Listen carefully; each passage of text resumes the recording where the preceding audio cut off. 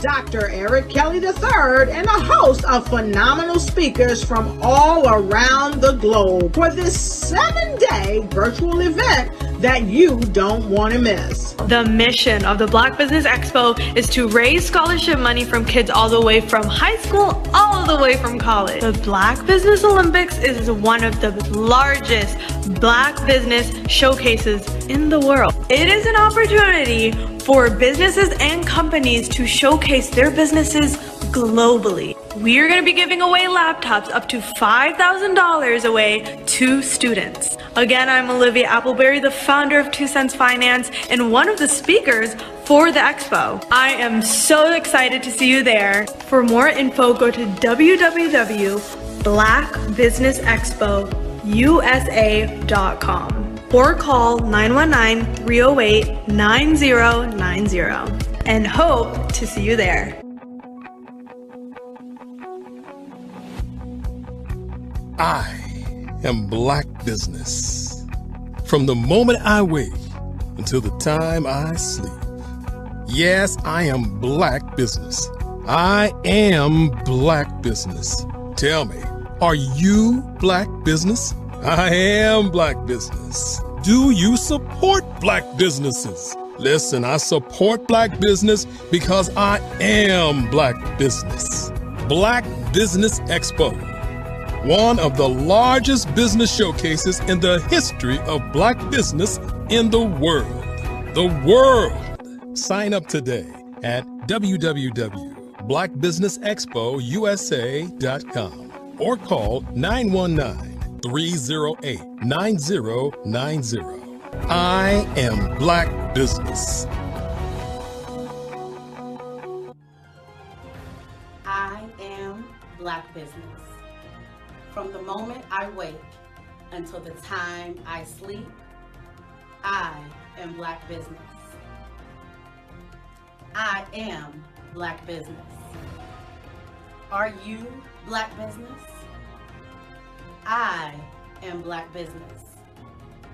Do you support Black businesses? I support Black business because I am Black business. Black Business Expo, one of the largest business showcases in the history of Black America in North Carolina. Sign up today at www.blackbusinessexpousa.com or call 919-380-9090. I am Black Business. I am Black Business. From the moment I wake until the time I sleep, I am Black Business. I am Black Business. Are you Black Business? I am Black Business. Do you support Black businesses? I support Black business because I am Black business. Black Business Expo, one of the largest business showcases in the history of Black America in North Carolina. Sign up today at www.blackbusinessexpousa.com or call 919-380-9090. I am Black Business. I am Black Business. From the moment I wake until the time I sleep, I am Black business. I am Black business. Are you Black business? I am Black business. Do you support Black businesses? I support Black business because I am Black business. Black Business Expo, one of the largest business showcases in the history of Black America in North Carolina. Sign up today at www.blackbusinessexpousa.com or call 919-380-9090. I am Black business. I am Black business. Did you know that approximately 333.34 million businesses exist today, according to a report from 2021? And you may be one of those businesses, or maybe you're not in the business market yet, but you're aspiring to be a business owner. Well, guess what? You're in the right place at the right time. Because let's face it, everything is about timing and opportunity. Hi, my name is Dr. Lotus Richey, and I'm the CEO and founder of the Lotus Richey Coaching and Consulting LLC, along with the Lotus Richey Ignite Show. 15 minutes of success with Dr. Lotus Richey, as well as books to boom your business and bring who you are. And today, I want to bring this amazing message to you about the Black Business Network and the Black Business Olympics. See, the Black Business Network and the Black Business Olympics is designed to help people just like you, that's right, that look like me, to take their business to the next level. Not just in your front yard or your backyard, but globally. The Black Business Network and Black Business Olympics is designed not to just help you survive, but to help you thrive.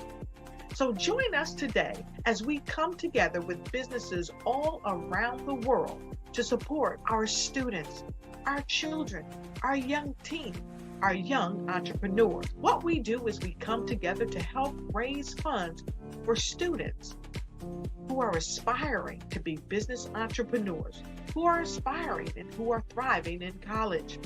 We endow them with a wonderful opportunity to gain scholarship of either a laptop or several thousands of dollars.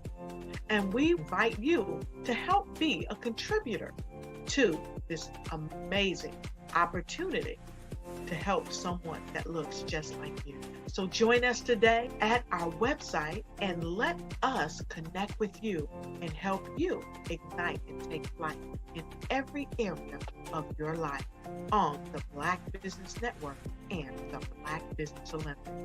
I'll see you on the other side.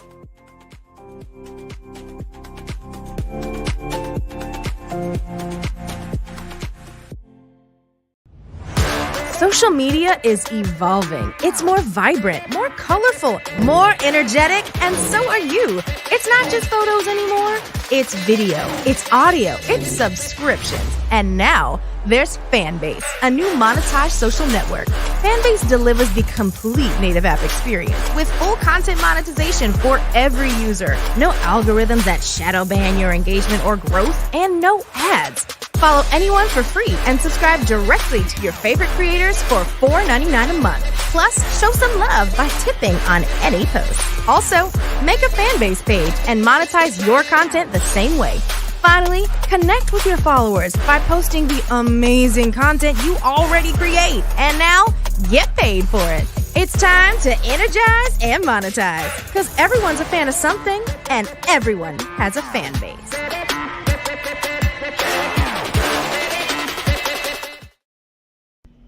Why do I do what I do? You know, my life coach asked me that a few years ago. And she said, Tony, what's your why? And I told her, and she said, girl, you've already accomplished that. Perhaps you need a new why. Hi, Tony Harris, Amy Hoydu with Say It Said Marketing, one of your students. And just wanted to say thank you, Tony Harris, for spending so much time with me and giving me that boost in my business that I so drastically needed.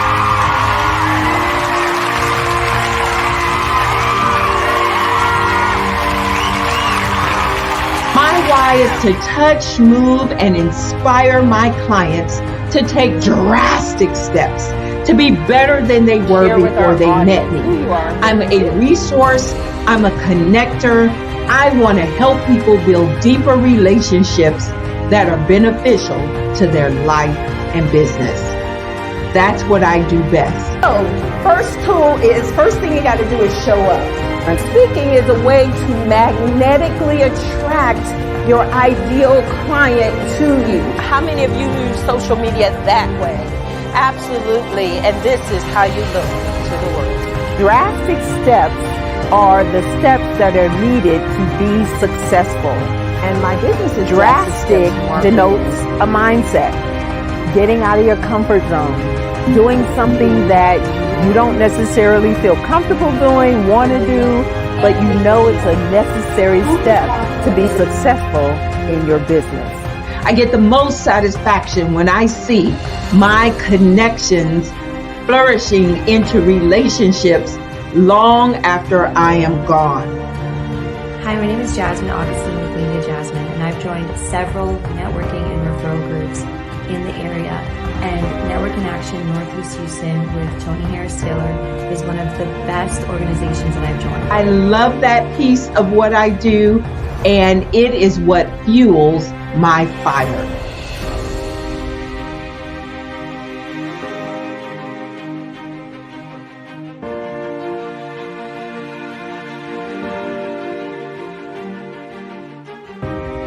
My name is Tony Harris Taylor, saying take a drastic step today for a fantastic tomorrow.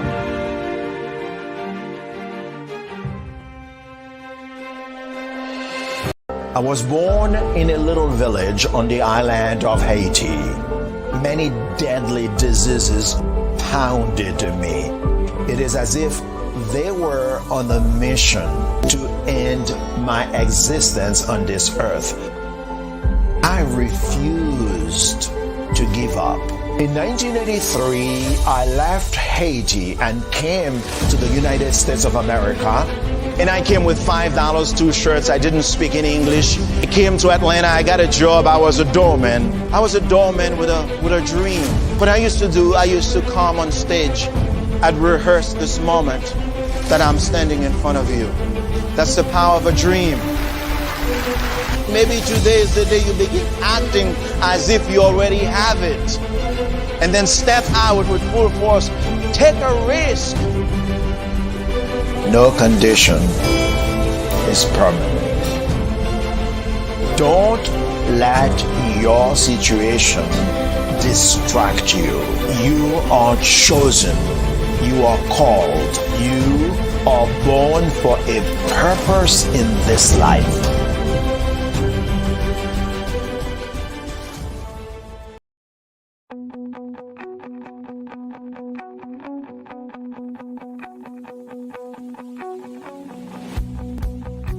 I am Black Business. From the moment I wake until the time I sleep. Yes, I am Black Business. I am Black Business.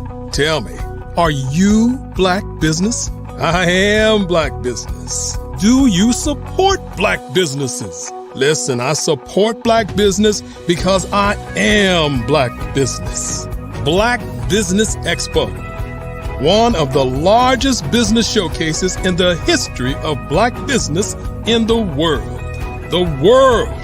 Sign up today at www.blackbusinessexpousa.com or call 919-308-9090. I am Black Business.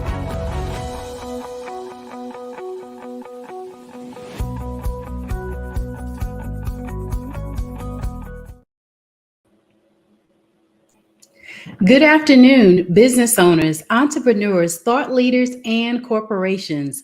Welcome to the Black Business Network. My name is Dr. Tabitha Russell. I am your business moderator for this afternoon on the Black Business Network.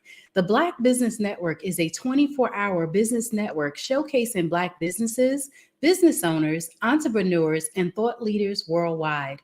We have speakers from North Carolina, London, Singapore, Africa, Japan, and cities all over the United States.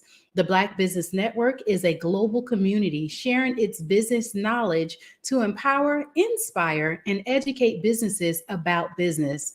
Our first speaker is Coach Kim Williams. She is an international leadership strategist and thought leader coach. As a coach, she develops you and your staff so that you can enhance your retention rate. She's a lifelong student of the Kingdom of God's principle of business, and has been coined as an organization's heaven. She uses emotional intelligence and mission mapping to curate results that grossly increase your earnings. Her life's passion is providentially analyzing and organizing your mission statement and processes to equip your company with the tools that keep you at the front of the line in your niche. I present to you Coach Kim Williams. And good afternoon to you. Good afternoon. Thank you so much for being here with us on today. I'll leave you with Genius is Common, and I'll see you on the other side. Yes. As you all heard, I am Coach Kimberly Williams. I am an emotional intelligence expert. When they call me coach, they are referring to the way that I push, pull, and encourage you and your business to thrive. I am the CEO of none other than the Proper Perspective 360. It is an emotional intelligence firm where we go into your C-suite and we elevate the way that you retain your employees. We leverage the way that you communicate as leaders. And we assist in the intergenerational conflict resolution. I don't know about you, but have you ever been in a setting where the elder and the youth seem to be at each other's throat? It seems as if all of that energy is pitted against all of the wisdom in the room. And so when we come in to train your teams and your staff, we support your ability to bridge your solutions. So I want to have a conversation with you today. The conversation is surrounding elevating the way that you do business with emotional intelligence. And I'm very excited about it because for the last 12 to almost 15 years now, I have been exercising my ability to uphold a standard of emotional intelligence. And did you know that almost 90% of the business world does not operate in emotional intelligence? That means that if you have any sense of emotional intelligence, you're a part of this significant group called the 5%. And that 5% basically sets the tone and the pace of their atmosphere.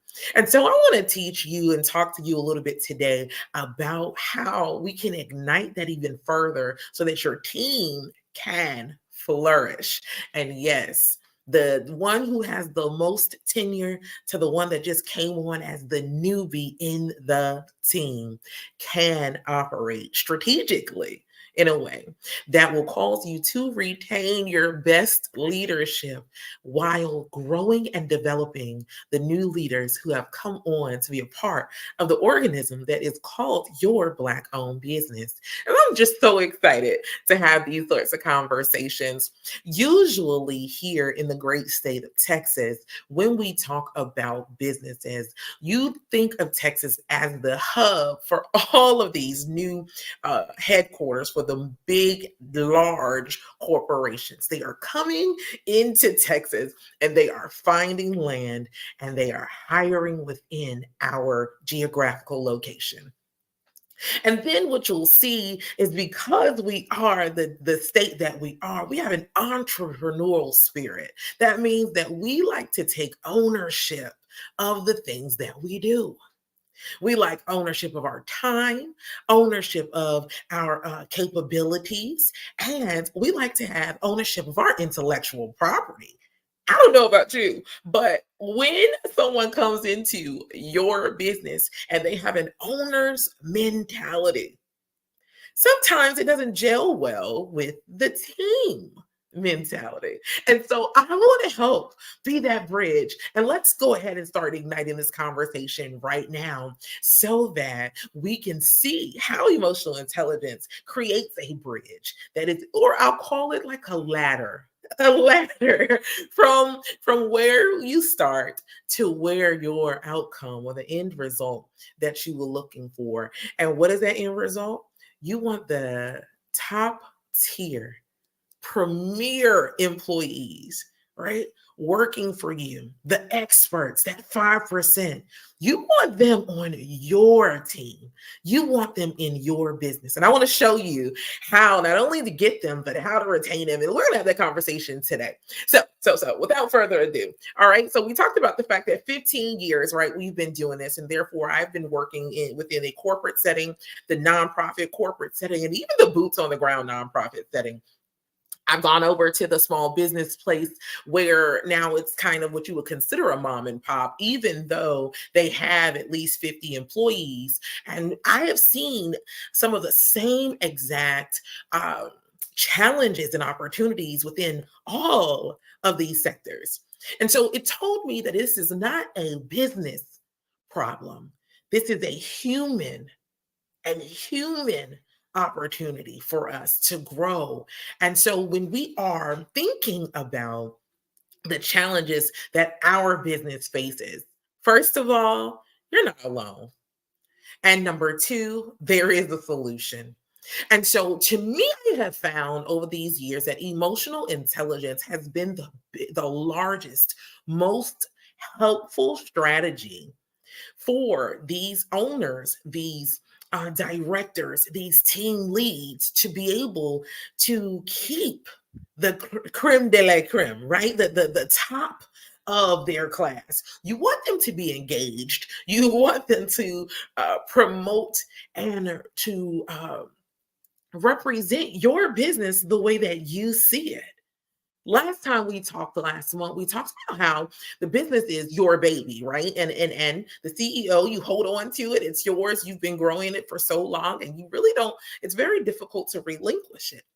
But I know that if you felt that you had capable staff, if you felt that the people that operated within your teams were that 5%, that you'd feel so much better taking the easy road. And what does that easy road look like? Again, ownership of your intellectual property, ownership of your capabilities and where you place them, and ownership of the most important factor, the thing that we could never get back or replace, and that's time. So what does that look like? How does emotional intelligence assist us in doing this? And in what ways can you incorporate that in the descriptors of your business's ordinances or principles and precepts in which you operate, and the descriptions of the roles that you have for your Black-owned business? And why am I talking about your bare bones like this? It's in the bare bones that it matters the most. We can always tell a person how we want them to conduct themselves, and we can always show them and lead them as what we would consider by example. But if we don't have a foundation laid out for them, a mind map laid out for them so that they can know what is expected of them, why it's expected of them, and the climate in which is the result of that expectation, then is a very rare opportunity that we'll see it actually come to fruition. So a mind map or a strategic map is just that: your policies, your descriptions, the compliances that you expect, and the roles and responsibilities of your employees. The bare bones. So let's get into it. Okay. All right. So when you have a person who is that entrepreneurial mentality, right? They like to know what they're getting themselves into. And I know you tell them, well, I'm hiring you on as the director of education, whatever that may look like for your business.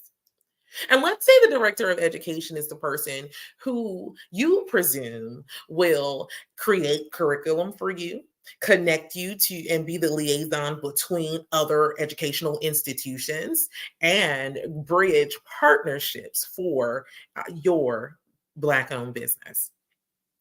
But let's just also say that's not written within your policy. And the way that they do it hasn't been described in what their responsibilities are. And so, because they have a mentality of ownership, they've created this whole way of doing things, and it doesn't necessarily, I'm gonna use a urban term, it doesn't jive with the way that you see your business going. Not because it's wrong, but it's just not a part of your system. It's something new. It's something different. It's something that you have never tested. And so, since it's not a tried and true system for you, you began to diminish this director of education's abilities to go forward and do that which they are fully capable of doing. And how do I know they're fully capable? Because you hired them on. So since you hired them on, you vetted them and you run the numbers to see not only are they worthy and valuable, but they have value add to the way that you do business. So now, how do we communicate and how do we retain this employee where there seems to be a gap within the strategies? Do we take on their way and just allow them to be what we consider rogue? I dare say no. And I say no, not because it's not working, but because you can't have 15 systems in your business. And so we have to get everyone, right, on one accord, as they say, in my most favorite place. And so how do we get people on one accord? We give them a manual or an operating system or policy that creates the expectations and it drives their capabilities to the outcome and the results that we have in expectation of.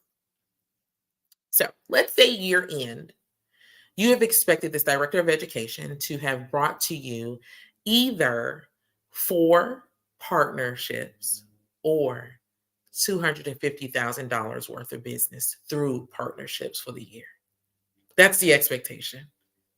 And so you wrote this down and it seemed real good. And, it seemed like, something that could be tangibly done, but you never told them how. You just told them to do it. And again, we're talking about a situation and an opportunity where the way that they are doing it, it just seems rogue because it's new to you. So then how do you guys have this conversation? What does this hard conversation look like? Where you don't feel like you have to compromise and lay down your baby, and they don't have to lay down their intellectual property and capabilities. Where is the ladder? The ladder that causes you guys to transcend back and forward on this path where you are going in the same direction, getting the same results. Thank you for asking such a poignant question. So we use the 5 pillars of emotional intelligence in order to do that.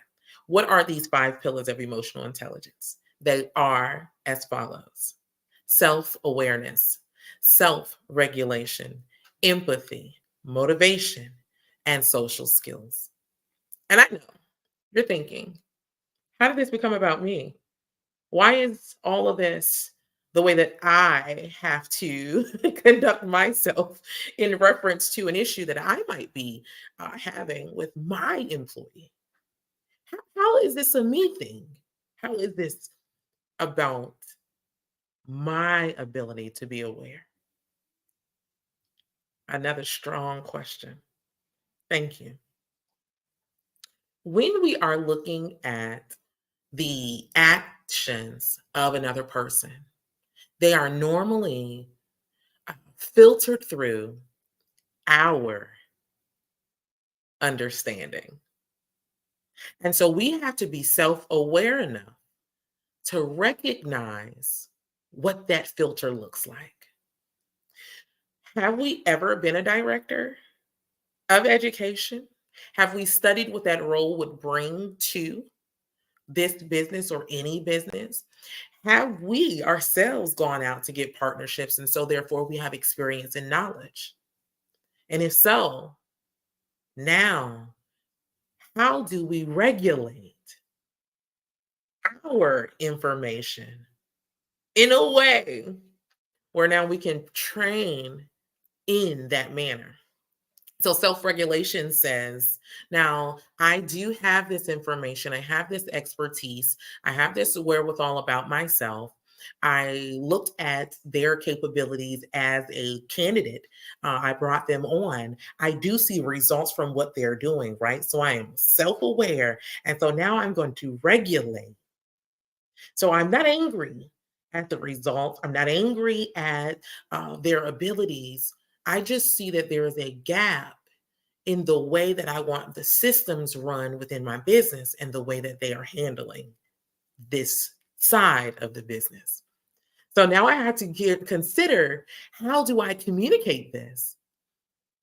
Communicate this in a way that not only elevates their esteem, their value, and highlights their capabilities, but also reveals to them opportunity, because there is a way in which I am used to seeing it done that they may not necessarily know exist. And then I want to yield so that we can have an open discussion, right? Because when we have a hard conversation, we are leaving space to listen and understand. Not only listen, but listen and understand it. And that is where pillar number 3, empathy, comes in. So how can I empathize with this person and what their background is, and their expertise and their experiences and the results that they've been able to yield forth? How do I empathize with this in order to trust the process of their strategy? And then how do we sit down together and make a plan so that it works for the betterment of the organization? Motivation. And what do I mean by motivation? I mean exactly what it sounds like. What moves this person or draws this person to the actions that they are taking? Are they drawn to these actions based on the same end result that I desire? Or do they have an altogether different motive? If it's the first and not the latter, now we have a foundation in which we can build upon. And because I am socially aware, I don't knock the way that someone is doing something, because I've heard them in an empathetic manner, and we've sat down and we've looked at the motive of this person. Now we write out a vision and we make it plain, and we add and we take away based upon both of our expertise, and voila. We have a person who is now on the same page, or in the same understanding as to how we can strategically move forward in our business along the path that I see fit for us to grow. And a lot of this emotional intelligence to enhance your retention, your leadership, communication effectively, right? And the way that your intergenerational employees communicate not only with yourself, but with one another. It's about respect. And sometimes we fail to um, yield to what I call just a regular, everyday respect. Okay. And so that retention, right? That's my first one. And retention is a very hard a hard pill to swallow when it comes to our businesses. And I don't think we understand just how expensive it is to have to hire out consistently throughout the year.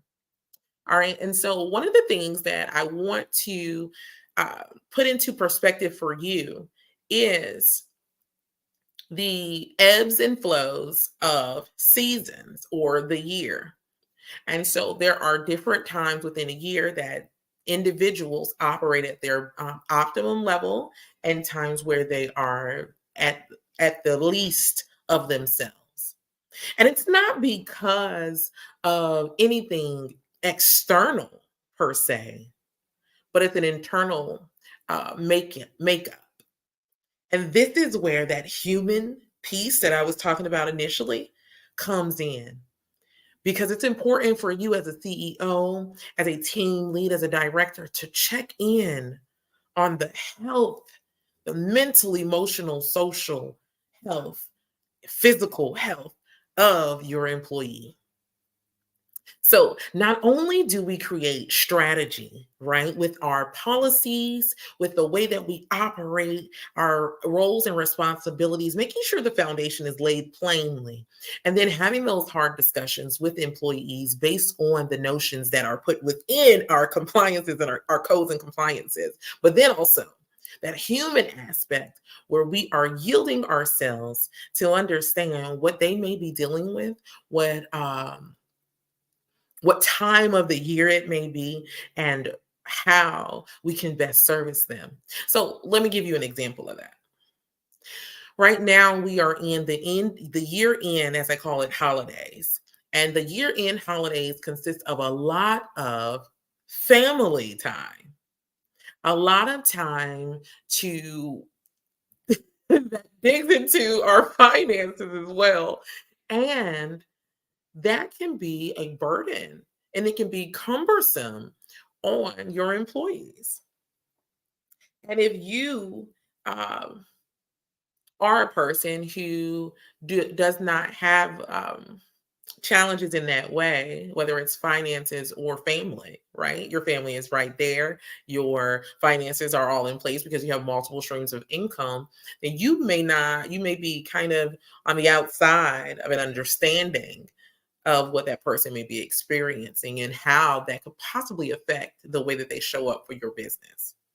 And so I just want to bring a little bit of emotional intelligence into dealing with seasonal issues so that we can consistently retain our employees and we can continue to communicate with them without you having to take on the burden of their responsibilities and or their emotional placement in life, as well as you can expect a development and a growth within them as you are still running a business.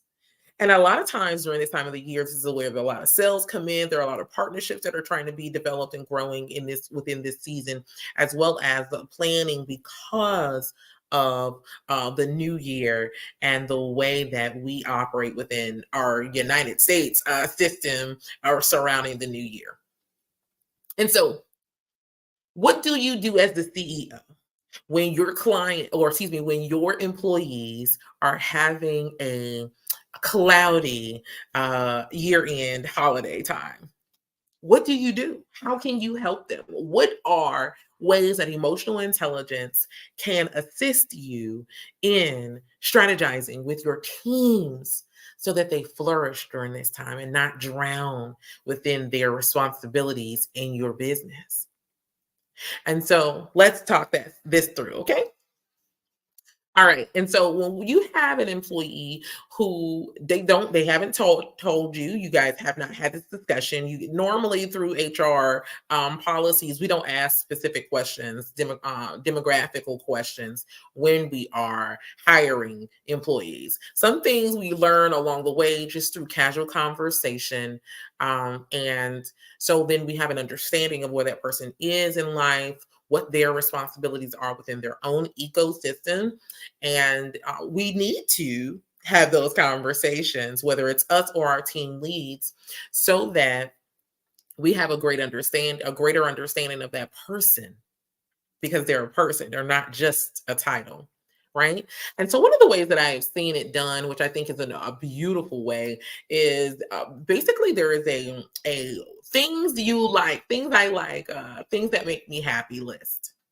And so it lists off these things, whether it's family, food, travel, colors, music,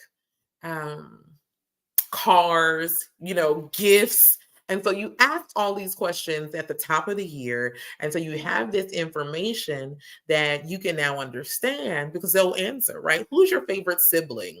Who's your favorite, what's your favorite? Who's your favorite family member? What's your favorite place to travel? What's your favorite food to eat? And so you have all of this information that now you can use throughout the year, whether it's because you're throwing a party or soiree for your group, whether it's because you want to send out greeting cards to their family members or give it to them for themselves and their family.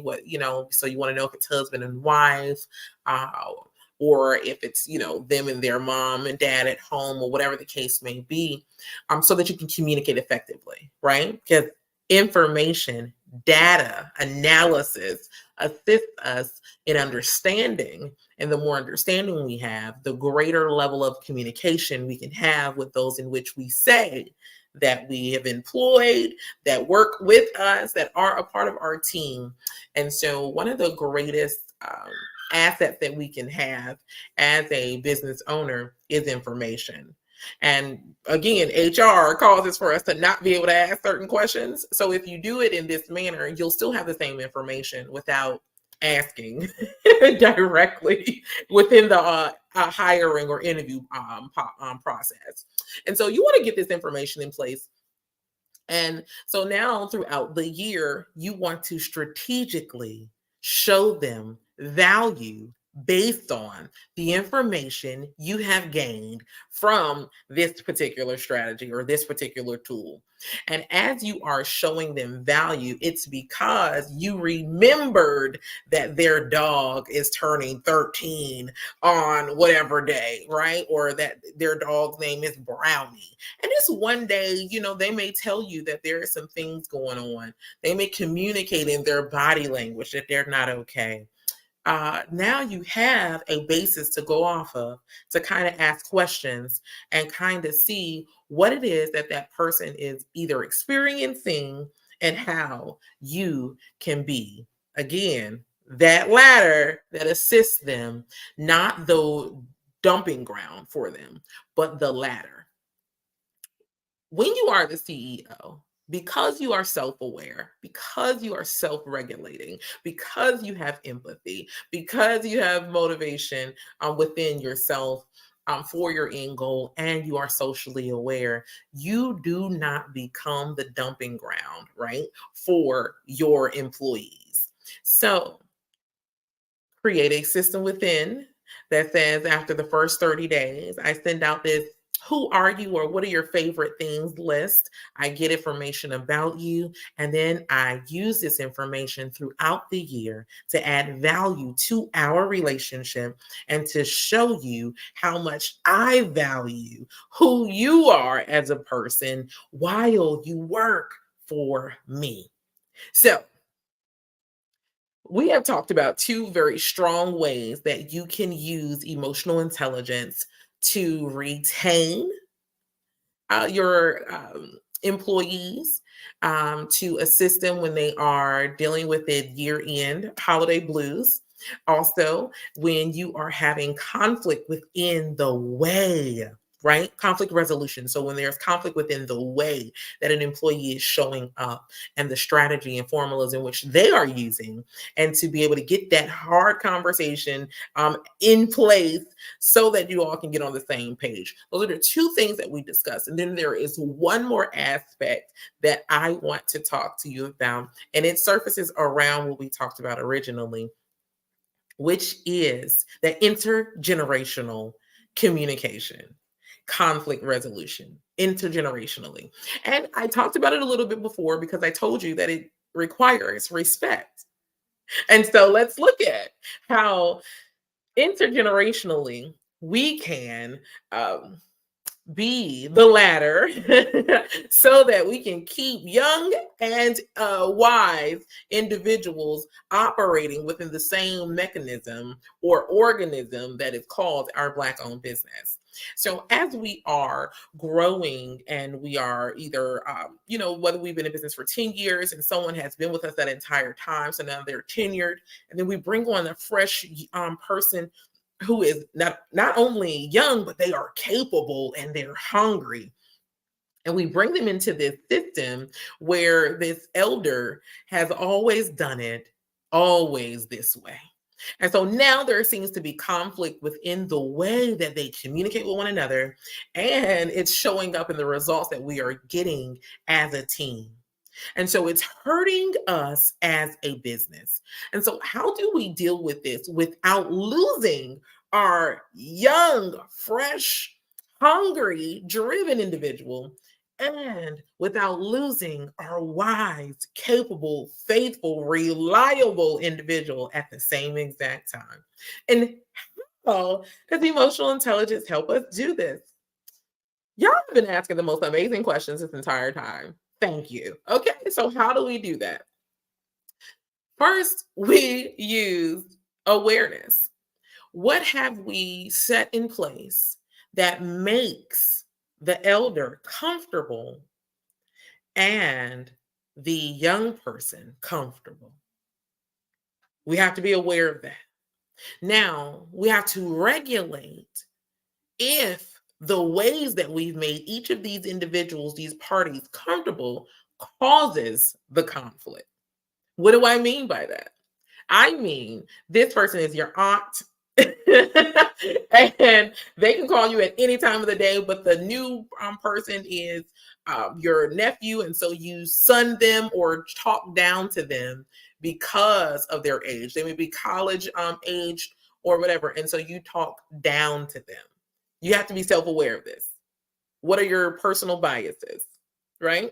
And so now that we have the personal biases, now how do we regulate that? What are some corrections, accountability that we can make that causes our culture to shift? Because again, you're that 5%. You already operate in emotional intelligence. So that 5% controls the atmosphere, okay?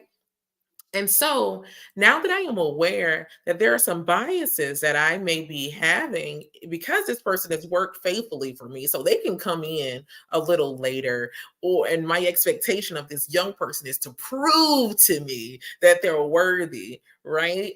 Now I have to make some shifts. I have to be accountable for that. And then I have to be empathetic to understand that these are individuals. And my aim is not to pit them against one another, but to create a mechanism where they can, and a system where they can work alongside one another. So how do I strategically show the strengths and opportunities of both of these individuals without revealing too much personal information about them? The best way to do that, I don't know if you've ever seen this before, parents can put their kids in a shirt it's called the timeout shirt, or we got to get along shirt. So it's one large shirt, and one person's arm is on the left, the other person's arm is on the right, and they have to sit in this shirt very uncomfortably in order to figure out how to work together. Something like that. Okay. So this tool is the I am going to get along project. And so this project is intentionally highlighting the strengths of both parties while causing there to be revelation of the necessity for one another. There are always opportunities within your business where you can find placement for them to have to work together in order to bring to you, right? Because you're the one that they're trying to appease, bring to you the results in which you're looking for. Now, that's causing you to use not only empathy, but then you're also using the motivation. You're checking their motivation. If they are here to work with me, they will figure this out. If they want to stay on and they want to work together, they are going to learn the strategy to get along in this we got to get along shirt project that they're in now, right? And then lastly, socially, they're going to learn how to handle and deal with whatever their differences are respectfully, because they're in an environment in which causes for them to have to continue to have a bridge of a level of respect with one another. So I hope that you have heard within this conversation how Perspective 360, the emotional intelligence firm, can assist your Black-owned business with retaining your employees, communicating effectively as leaders, and then also with the intergenerational conflict resolution. I have a training that I have coined the long game. And this long game workshop training is a package deal where we go from the beginning of your policies to the end result that you're looking for in the long run. So we'll talk about what that 5, 10, 15-year success plan looks like for your organization or your Black-owned business. And then we will put in place the strategies and the tools necessary, because we're not punishing our employees. We are building and creating ladders for them so that they can develop and grow and be hungry and be consistent, because we like individuals that have an entrepreneurial spirit. That entrepreneurial spirit means that they take ownership. People who take ownership are blessings to your business. Why are they blessings? Because they value their time, they value their capabilities, and they value the intellectual property in which they bring to your business. Wow. Can I just say that you have shared such amazing information here on today. This is so exciting. Thank you so much, Coach Williams, for sharing with us about leadership on today. I am just so amazed by the information. Thank you.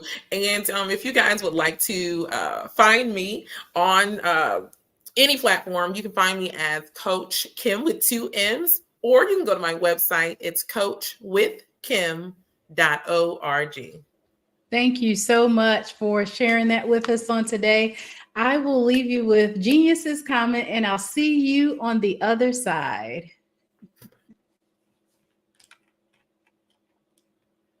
The Black Business Expo's mission is to raise funds for high school seniors going to college or K through 12 entrepreneurs.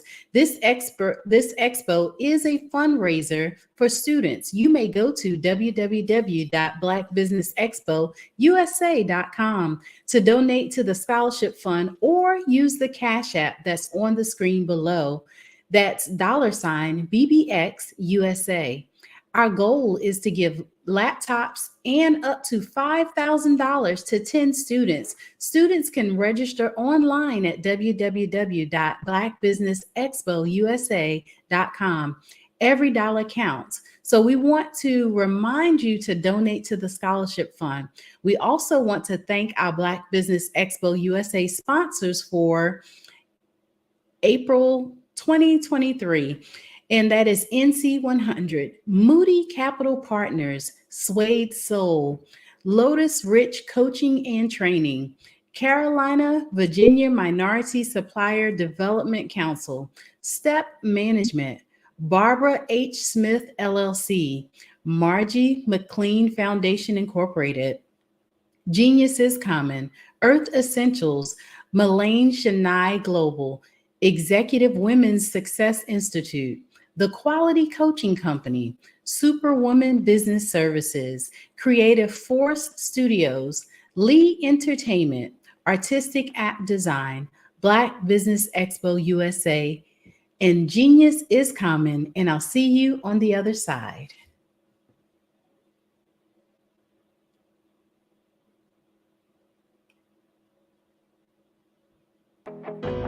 I am Black Business. From the moment I wake until the time I sleep, I am Black Business. I am Black Business. Are you Black Business? I am Black Business. Do you support Black businesses? I support Black business because I am Black Business. Black Business Expo, one of the largest business showcases in the history of Black business in the world. Sign up today at www.blackbusinessexpousa.com or call 919-308-9090. I am Black Business. Over the past few years, we've seen the growth of existing and new initiatives focused on financial inclusion, building global networks, and reducing the wealth gap in response to the idea there's not enough seats at the table. Whether their outcomes are to increase the representation of Black executives on corporate boards, ensure an inclusive global economy, or to create new U.S. African commercial pathways, the strategies are often carried out by separate programs. The question is, should they be? With the continent of Africa being home to more than half of the world's fastest growing economies, the youngest workforce, over 400 companies generating more than $1 billion annually, 700 generating more than $500 million annually that are poised for growth, and being the destination of nearly $5 billion in venture capital in 2021. Diversifying U.S. and Africa commercial engagement by building bridges between African businesses and their U.S. diaspora should begin being seen as mutually beneficial. From helping to reduce Africa's enormous capital gap to catalyzing two-way trade opportunities, the COVID-19 global pandemic hopefully has taught us that global challenges and opportunities are more interconnected than we thought. During the pandemic, African companies like Unicorn Flutterwave, insurance provider Reliance Health, ride-hailing app Yasir, and 54Gene, the continent's first bank of DNA on people of African descent, proved that when African companies have access to networks, capital, and information, they grow big, grow fast, and create solutions that are valuable to the world. This is why Be Direct was created. We are the first U.S.-based but African-centric board preparedness and board search company designed to connect U.S. Black talent and corporations to African businesses. Unique and fundamental to Be Direct's success is our process of helping board candidates adapt their experience and networks to an African context before they're connected to high-growth companies that are looking to locally and globally scale. From our focus groups with African business execs and government leaders, we don't ignore the sentiment that business is easy, but people are hard. Having a pool of board candidates with hard-to-access networks and extensive experience across the business life cycle, including successfully raising capital, is table stakes for an initiative like this. So yes, we have that. But corporate or entrepreneurial success in the U.S. does not guarantee success in Africa. Developed alongside industry partners on the continent, our training program, Be Direct Prep, is designed to transpose their experience to create cultural comfort, understanding, and a commitment to helping businesses in Africa scale. Our board governance sessions are African, continental, and country-specific, integrated with cultural awareness and dexterity training, masterclasses led by African industry execs, and mentoring and coaching from African continental-based facilitators. But even more unique to Be Direct Prep, we cap off our training program with an immersion trip to help candidates that have not been to Africa before see and feel Africa's complexity and opportunity from African soil.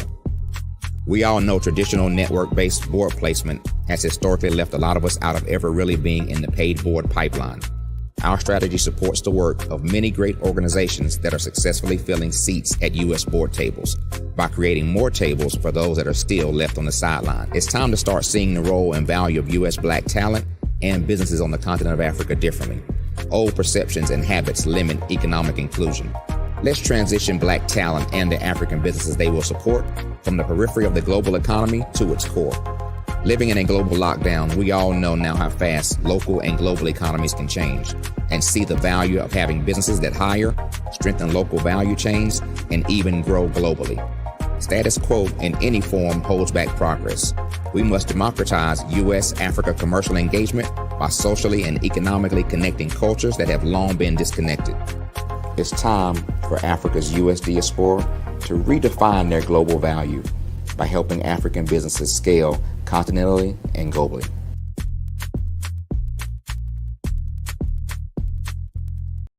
I am from Washington, D.C., but I was raised in Durham, North Carolina.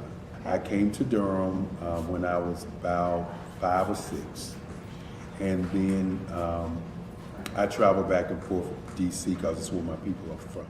One of the unique things about my family is my mother, she's also an artist. She does quilting, and she does a lot of artistic things. And then my son, he draws with both hands, his right hand and his left hand, like I do. So that's kind of a family trait. And then my other son, he's a videographer, and my daughter, she works, she's a regional vice president for Sunglasses.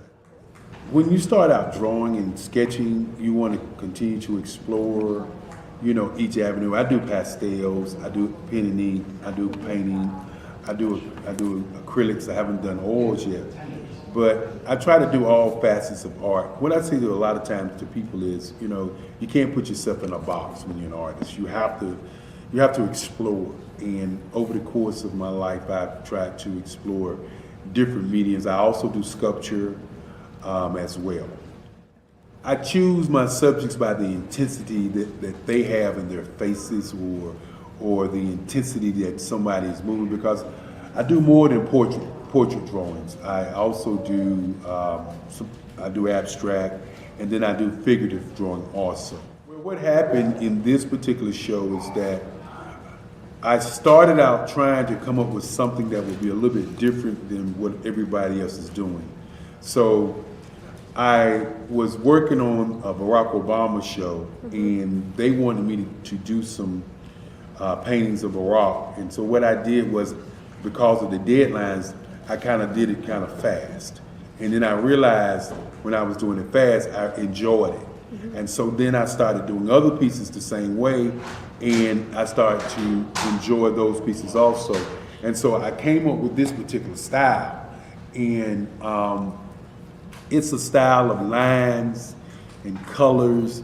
And what's interesting is that when I was in college, I did a show called Lines, Colors, and I talked about the boldness of the blacks, the hotness of the whites, and this is how this has come about, you know, later on in my life. And the colors comes from a lot of the entertainers that I work with, where they wear different colors. They don't wear, you know, your plain reds or your whites. They wear different colors, and so that's also another piece of what's giving me the colors. The subtitle of this show is Faces That Speak Life. That's real critical. Faces that speak life. Each one of these pieces is a life source and a life energy that's being put on display for people that are looking at them. You know, I always say in terms of my art, it's not important that I draw them. It's important what you get out of what I draw. You know, I don't try to just draw it because you like it. People wanted me to do prints. I didn't do prints. You know, people asked me to do different people, but the people that I choose are people that make a difference in the lives of people in the world. So the human landscape idea was, again, as I say, the lines represent your emotions, it represents your ideas, and it represents your journey as a human being. And that's why you get the different pieces and the different looks. And as you notice, I try not to do one look that looks alike another look. And that's what's the most important part of this show. Art to me is a creative expression of something from nothing. You know, it explodes onto the canvas, or it explodes on in my work. One of the things that I try to do more than anything is I try to just give the lines and the movements and emotions and expressions into what I do. Art really means to me a chance to express how I feel deep down inside.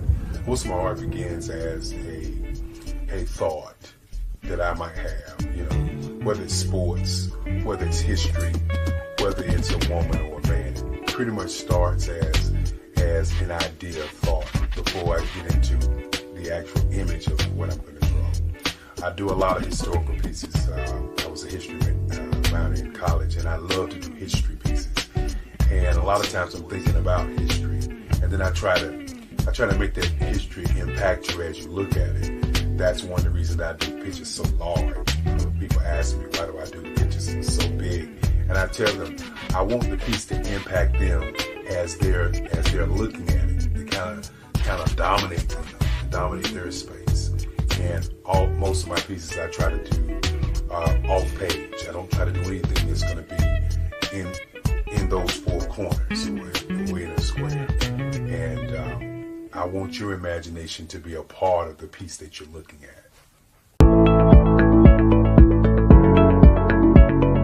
Prepare for what's coming and dominate in economic winter. Stand strong and thrive by showcasing your great products and services globally through the Black Business Network and Black Business Olympics. The Black Business Network has showcased over 2,000 companies with over $7 billion in sales each year. Over 10 million attendees have viewed the rebroadcast each month. Through the Black Business Olympics, unique styles of business training and mentoring are turning students into business owners and entrepreneurial warriors who will dominate in any economy. Gain the ultimate advantage of the Black Business Olympics, 7 days of unbelievable topics and speakers speaking around the globe. Donate your time and experience to provide expertise and scholarships to students worldwide and change the world. Now, more than ever, new insights, tools, strategies, and capabilities are needed. This is your chance for a major presentation to the world. Fill out the form and join the more than 2,000 speakers who have presented to over 200 countries. Join the Black Business Network streaming live into the Metaverse, STEM City, Black Multiverse Enterprises, Hulu, Amazon, YouTube, iHeartRadio, Apple, Facebook, LinkedIn, Pod TV, IBM TV, Spotify, and Google Podcasts. Sign up today. Spaces are limited, and we will see you there.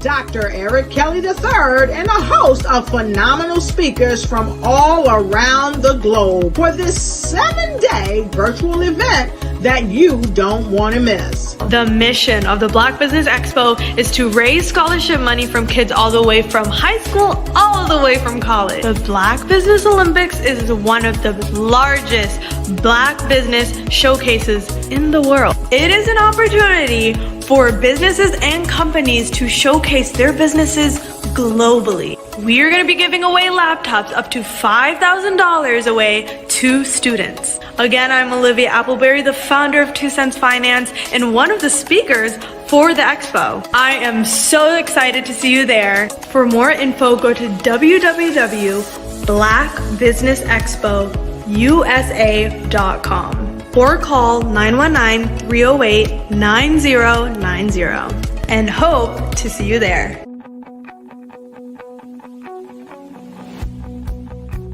I am Black Business. From the moment I wake until the time I sleep. Yes, I am Black Business. I am Black Business.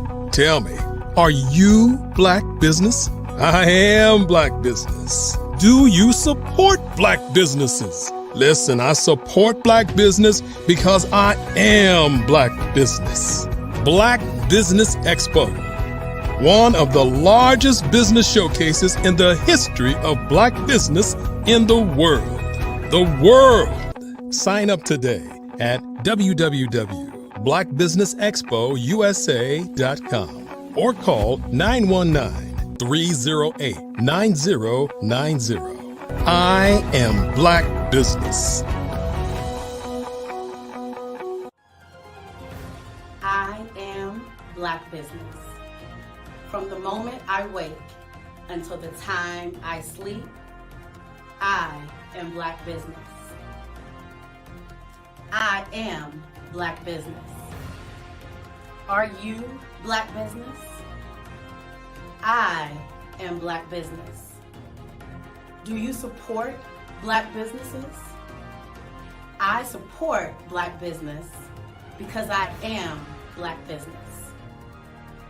Black Business Expo, one of the largest business showcases in the history of Black America in North Carolina. Sign up today at www.blackbusinessexpousa.com or call 919-380-9090. I am Black Business. I am Black Business. From the moment I wake until the time I sleep, I am Black Business. I am Black Business. Are you Black Business? I am Black Business. Do you support Black businesses? I support Black business because I am Black business. Black Business Expo, one of the largest business showcases in the history of Black America in North Carolina. Sign up today at www.blackbusinessexpousa.com or call 919-380-9090. I am Black Business. I am Black Business. From the moment I wake until the time I sleep, I am Black Business. I am Black Business. Are you Black Business? I am Black Business. Do you support Black businesses? I support Black business because I am Black business. Black Business Expo, one of the largest business showcases in the history of Black America in North Carolina. Sign up today. How many times have you been asked to help someone you didn't even know, a student, a business entrepreneur? Or did you ever even ask, where did they end up? That business, that friend, that entrepreneur. Well, just maybe they ended up in a gang, bankrupt, homeless, or worse, dead. Maybe they turned to crime, drugs, and alcohol. Did you ever wonder? Did you destroy their dream, or was your life always so easy? At the Black Business Olympics, we started a movement to help students complete. Give them hope and foster success. Help them to leave their dreams of providing laptops, computers, and up to $5,000 in scholarship funds. Today, we ask you to help a student, a business owner, or an entrepreneur to realize their dream by sponsoring them, supporting them, and buying from them. Consider this. With $1.6 trillion in our Black community, we only ask for a small donation for our students, our businesses, and our entrepreneurs. And you can change a life today. So I ask you, what are you going to do? Sit on the sideline and watch our students in high school be leaving, miss out on their dream from lack of resources? Or are you going to donate to the movement and change their future and yours as well? Give us a call today at 919-308-9090. Change their life by investing with action to the Black Business Olympic Fund. The Black Business Olympics, one of the largest business showcases of Black business in the history of the world.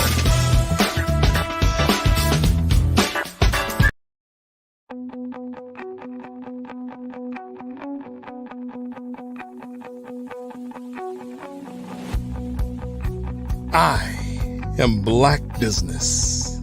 From the moment I wake until the time I sleep. Yes, I am Black business. I am Black business.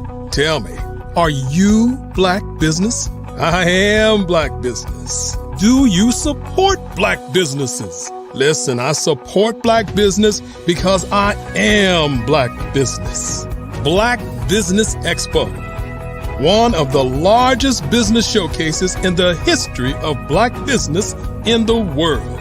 The world. Sign up today at www.blackbusinessexpousa.com or call 919-308-9090. I am Black business.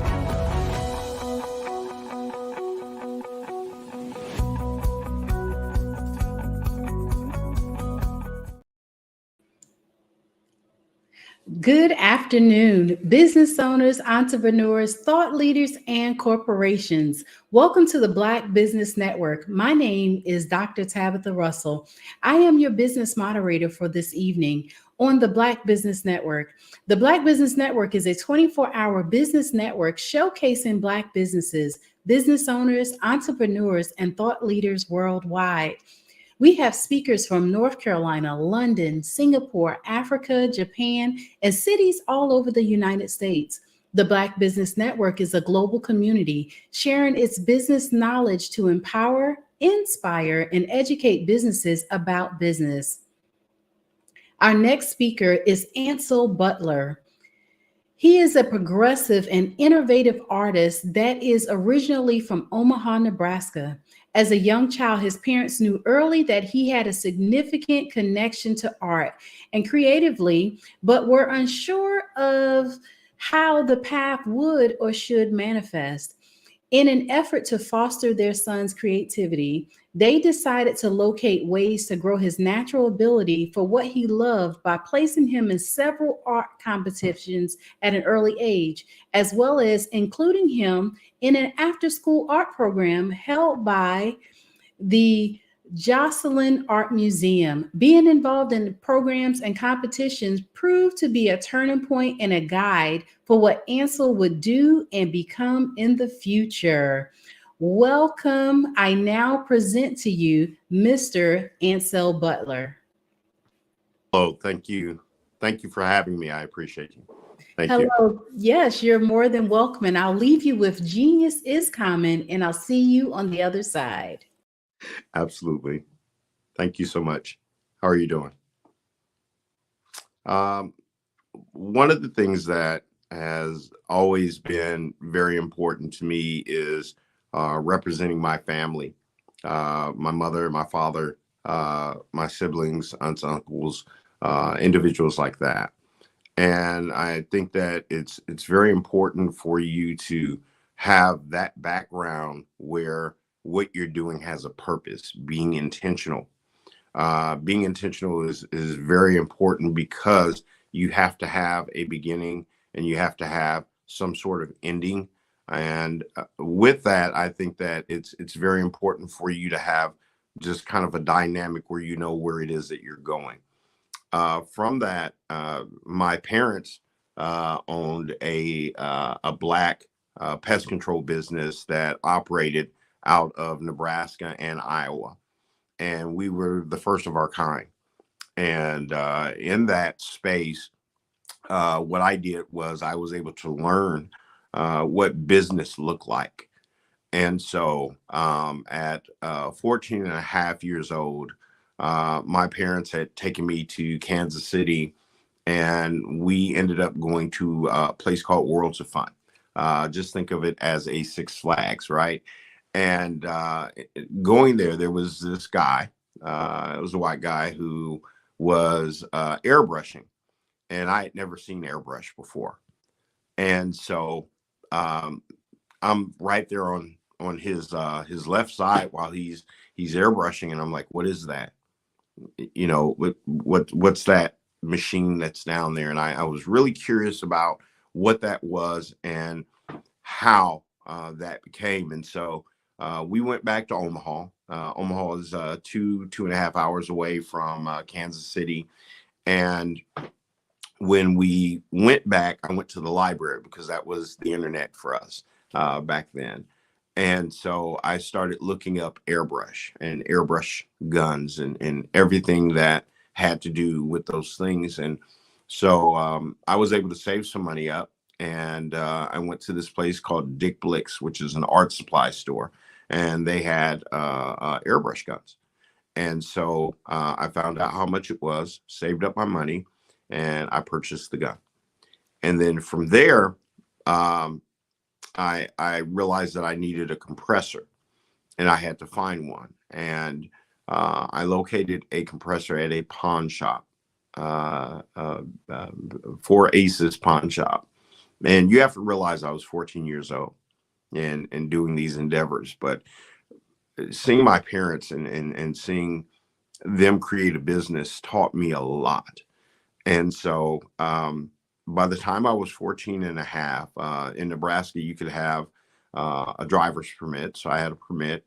I was doing the airbrush business by this time and making a decent amount of money. I was in the clubs. I would wear the airbrush shirts, pants, hats myself. And so I was advertisement for my business, essentially. And in that particular space, what I ended up doing was making connections in spaces, in clubs, and things of that nature. And so it allowed me to really blow my business out. So motorcycle groups, things like that, just families, whatever, cheerleading groups, everybody wanted the airbrush stuff. And so what I was able to do was monetize that. And this is important to my story. We had a porch on the front of the house, rectangular, porch door, front door. And then there were two swings on either side. And they had drapery that took them down to the ground, so you couldn't see under them. That's my point. And so initially, I was doing the airbrush down in the basement, which is where my room had got moved to. We had built a drywall block off for me to have a room in the basement, but there wasn't really good lighting. And so at night, at around 11 o'clock, I would get up after my homework or my chores, and I would go out to the porch, and I would actually work out there. I muffled off the compressor in a box with pillows so that it wouldn't wake my parents. And I was doing all the work late at night, really good lighting overhead. And one day my mother ended up coming out to check the mail. And I had left a pair of jeans out just a little bit. And she saw them and she grabbed them And then she looked under the balance and saw that there were tons of jeans up under one of the actual swings. And so she started pulling all this stuff out, and she called my stepfather, and she was like, you know, he's stealing jeans. I think he's going out and he's taking this stuff. And so my stepfather comes to me, and he's like, okay, listen, you know, we found these jeans out on the porch, and we're curious about why all of these jeans are out here. Are you stealing? I said, no, sir. I said, you know, I'm doing artwork. I'm painting them. He was like, what do you mean? And I was like, do you remember when we went to World's Fun? The guy, he was like, you know, I don't remember that. And I said, okay, well, let me just show you. So I started pulling this stuff out, and it was artwork that I had done on the jeans. And so he was seeing that, and he was like, so are you doing this for free? And I was like, no, sir. I said, I'm painting on this stuff, and I'm getting paid to paint. And he said, okay, how are you keeping track of this? I said, I have receipt books. He said, you have receipt books? I said, yes, sir. And he said, well, give me a receipt book. So I went upstairs, and we're talking about the age of carbon copy. Okay. And I go and I get these carbon copies, and I had actually taken carbon copies from my parents' business, blacked out their name, and put Melvin Butler Art. And Melvin is my middle name. And so I'm using their stuff. And essentially, excuse me, essentially what I was doing was taking their receipt books and utilizing those. And so I brought one down, and my stepfather is paging through this stuff. And he says, let's go inside. We need to go inside. And I was like, yes, sir. So he goes, and my mother essentially did the accounts payable, accounts receivable for the pest control business. And back then we had these really large calculators, right? They were really big. And so he goes in, and he's going page by page, and he's doing this. And he was like, this is only 2 weeks, and you've made this amount of money. And I said, yes, sir. He said, do you have more of our receipt books? And I said, yes, sir, I do. He said, go get them. So he said, hold on, where's all the money? And I said, it's under my bed. And so I had rolls of money, and I would have my ones, and then my fives and my tens, whatever. I have them separated and rubber band. And so I brought all of that down, and he started looking through that, and he said, you need an EIN number. And I was like, what is that? You need a business. You need to create, we're going to create a business for you. And I said, okay, I don't know what EIN is, but he explained that that's actually registering and having a business, an official business. So at 14 and a half, my parents got me a business account and got me an EIN number. And that was the beginning. About 3 to 4 weeks later, my stepfather came back to me, and he said, we're going to take a ride. And I said, okay. And so we went to this place in Omaha off of, I think it's like 64th and Ames in Omaha. Anybody that's from there would understand that. It's Leola's record store. It was right across from a liquor store, actually, Sugar Hill liquor store. And my stepfather took me in, and I knew Leola because I bought records from there. It was the place to go if you wanted black music.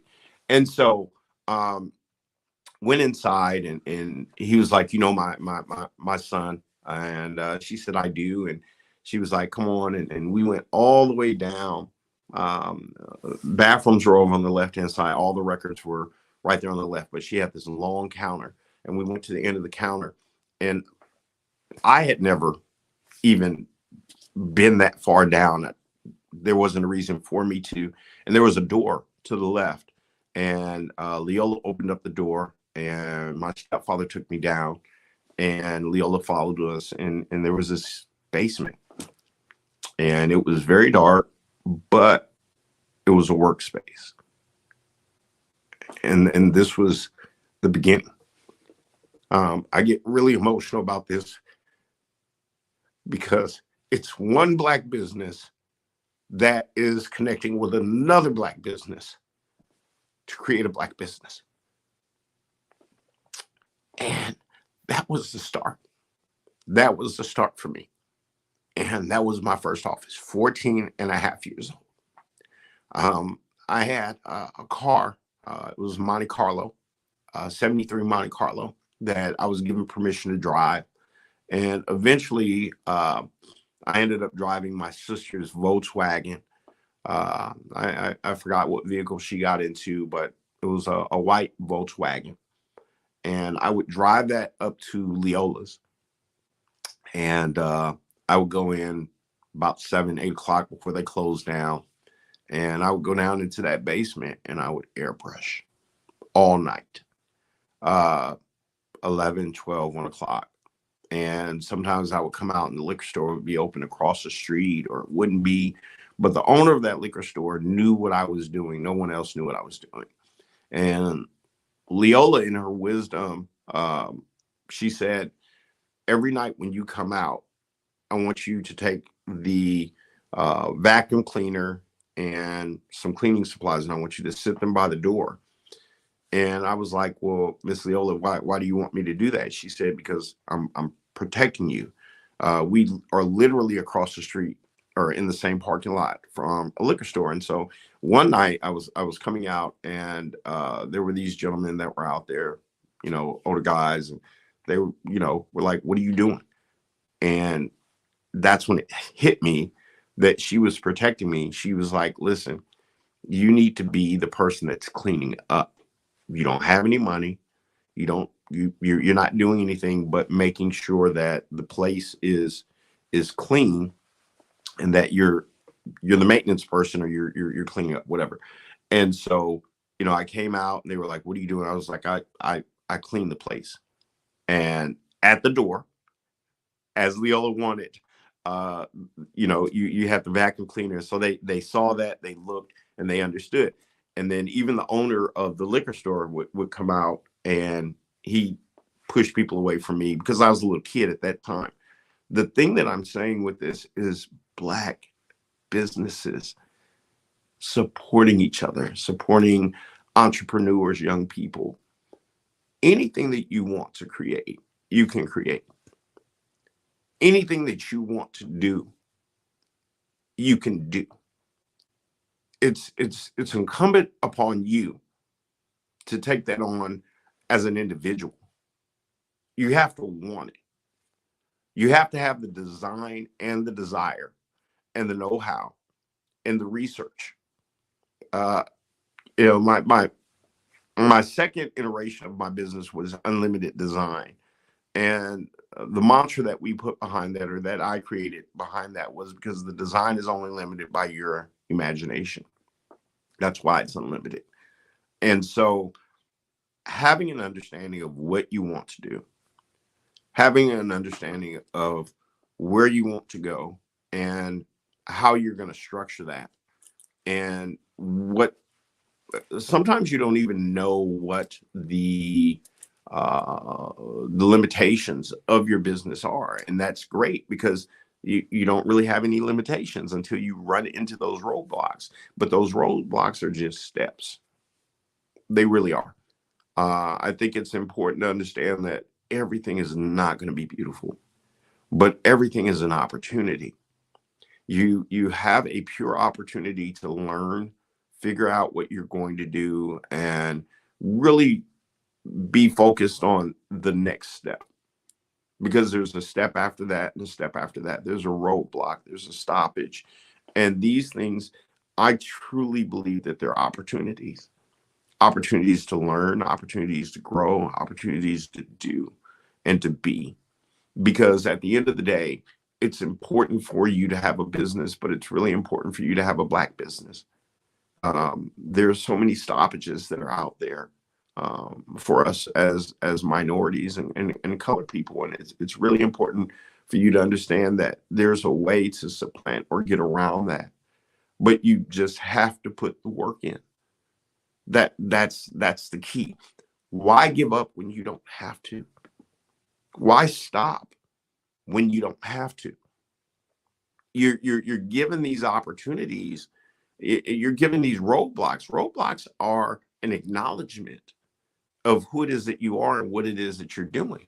So at the end of the day, it's important to see that these things are there, or sometimes they're put there intentionally to slow you down, but you can't let them slow you down. They're motivation.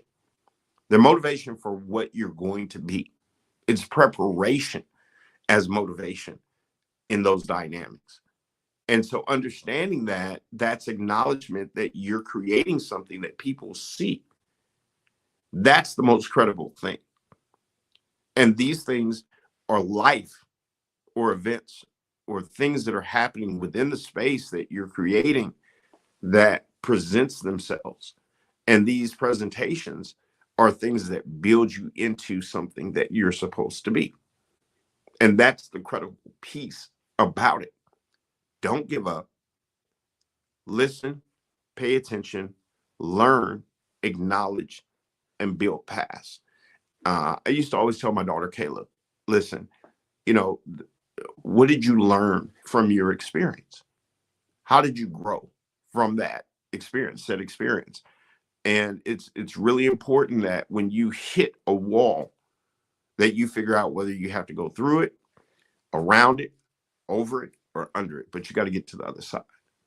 And that's the most important thing, is that these things, they will happen, but you, as an individual, you have, or as a group, or as a company, you have the ability to get through it because it's there because you exist.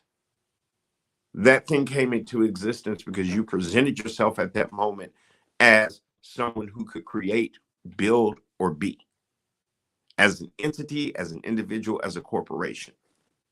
And these things have to come to you because you're never, ever going to be in that space until you're in that space. And let me make sure that you understand where I'm coming from. If you're not there at that space and at that time, if you're not existing at that particular time, if you don't have what it is that you gathered and created, then you're never really going to have that opportunity to have an issue. Issues are great. It's about you conquering those things. It's about you building something. It's about you creating something. It's about you going around and over and through and getting to the next issue. And then the one that follows that, and then the one that follows that. And those are opportunities. They're opportunities. And so with that, you're sitting back and you're understanding that I've had this opportunity that has come to me. And you can call it an issue, but it's an opportunity. It's an opportunity for you to be great. It's an opportunity for you to be amazing. And you don't have to show anybody else. A lot of the things that we go through as businesses, Black business owners, as people of color, everybody doesn't know that we're going through those things. But what we're really doing is we're laying the tracks for other people. We're really putting forth an effort and energy, a dynamic that can help people that are coming up behind us. And that's the true example of like what we're really doing that's important, the work. Because there's plenty of people that are out there that need our help, that need our assistance, that need our guidance. And that's where wisdom comes in. I was having a conversation with a person one time, and they said, "Man, that's a cold statement."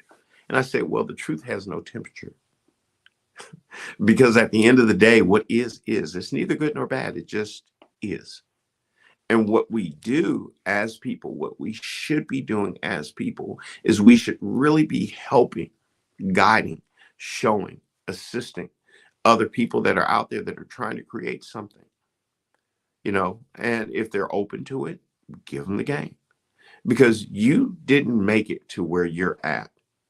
You didn't get to where you're at without someone coming to you and assisting you with what it is that you're doing. When I first saw the guy that was airbrushing in Kansas City at Worlds of Fun, I didn't know what he was doing. He really didn't have a lot of time for me, but he gave me the basic fundamental information that I needed to get to the library. And I had to put forth the effort. I had to catch the bus, go to the library downtown Omaha, and go up in there and try and find this thing that was airbrush. Found it, read as much as I could, very little information. Excuse me. Started calling around, finding out who had these supplies and who had these things that I would need. Every step that I took, Bobby Brown always used to say, every little step I take, right?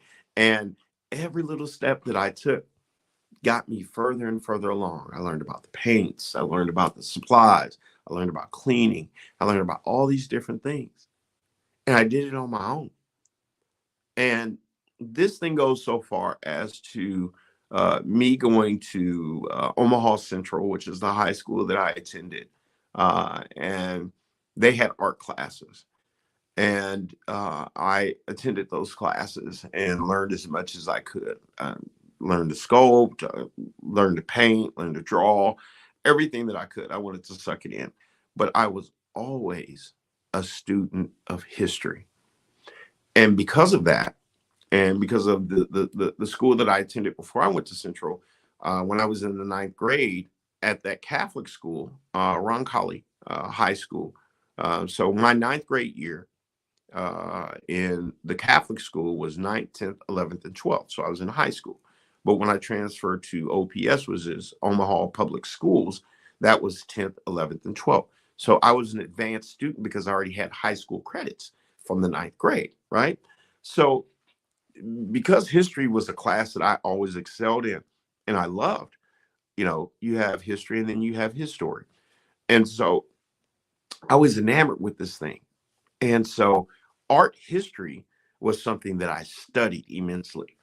And so once I got to Central, I went into the art classes and I was an advanced student because I already had art credits. And so I was able to clef or test through a lot of the art history stuff that they had. And so I advanced very quickly, more quickly than a lot of, my compatriots or my fellow students. And so by the time I was a junior, I was ready for senior classes. And Mr. Andrews was the head of the art department at Central. And they had an airbrush class. Will never forget this. They were doing the Star Trek Enterprise, the ship. They were masking it. It was pretty much kind of a art pseudo engineering class.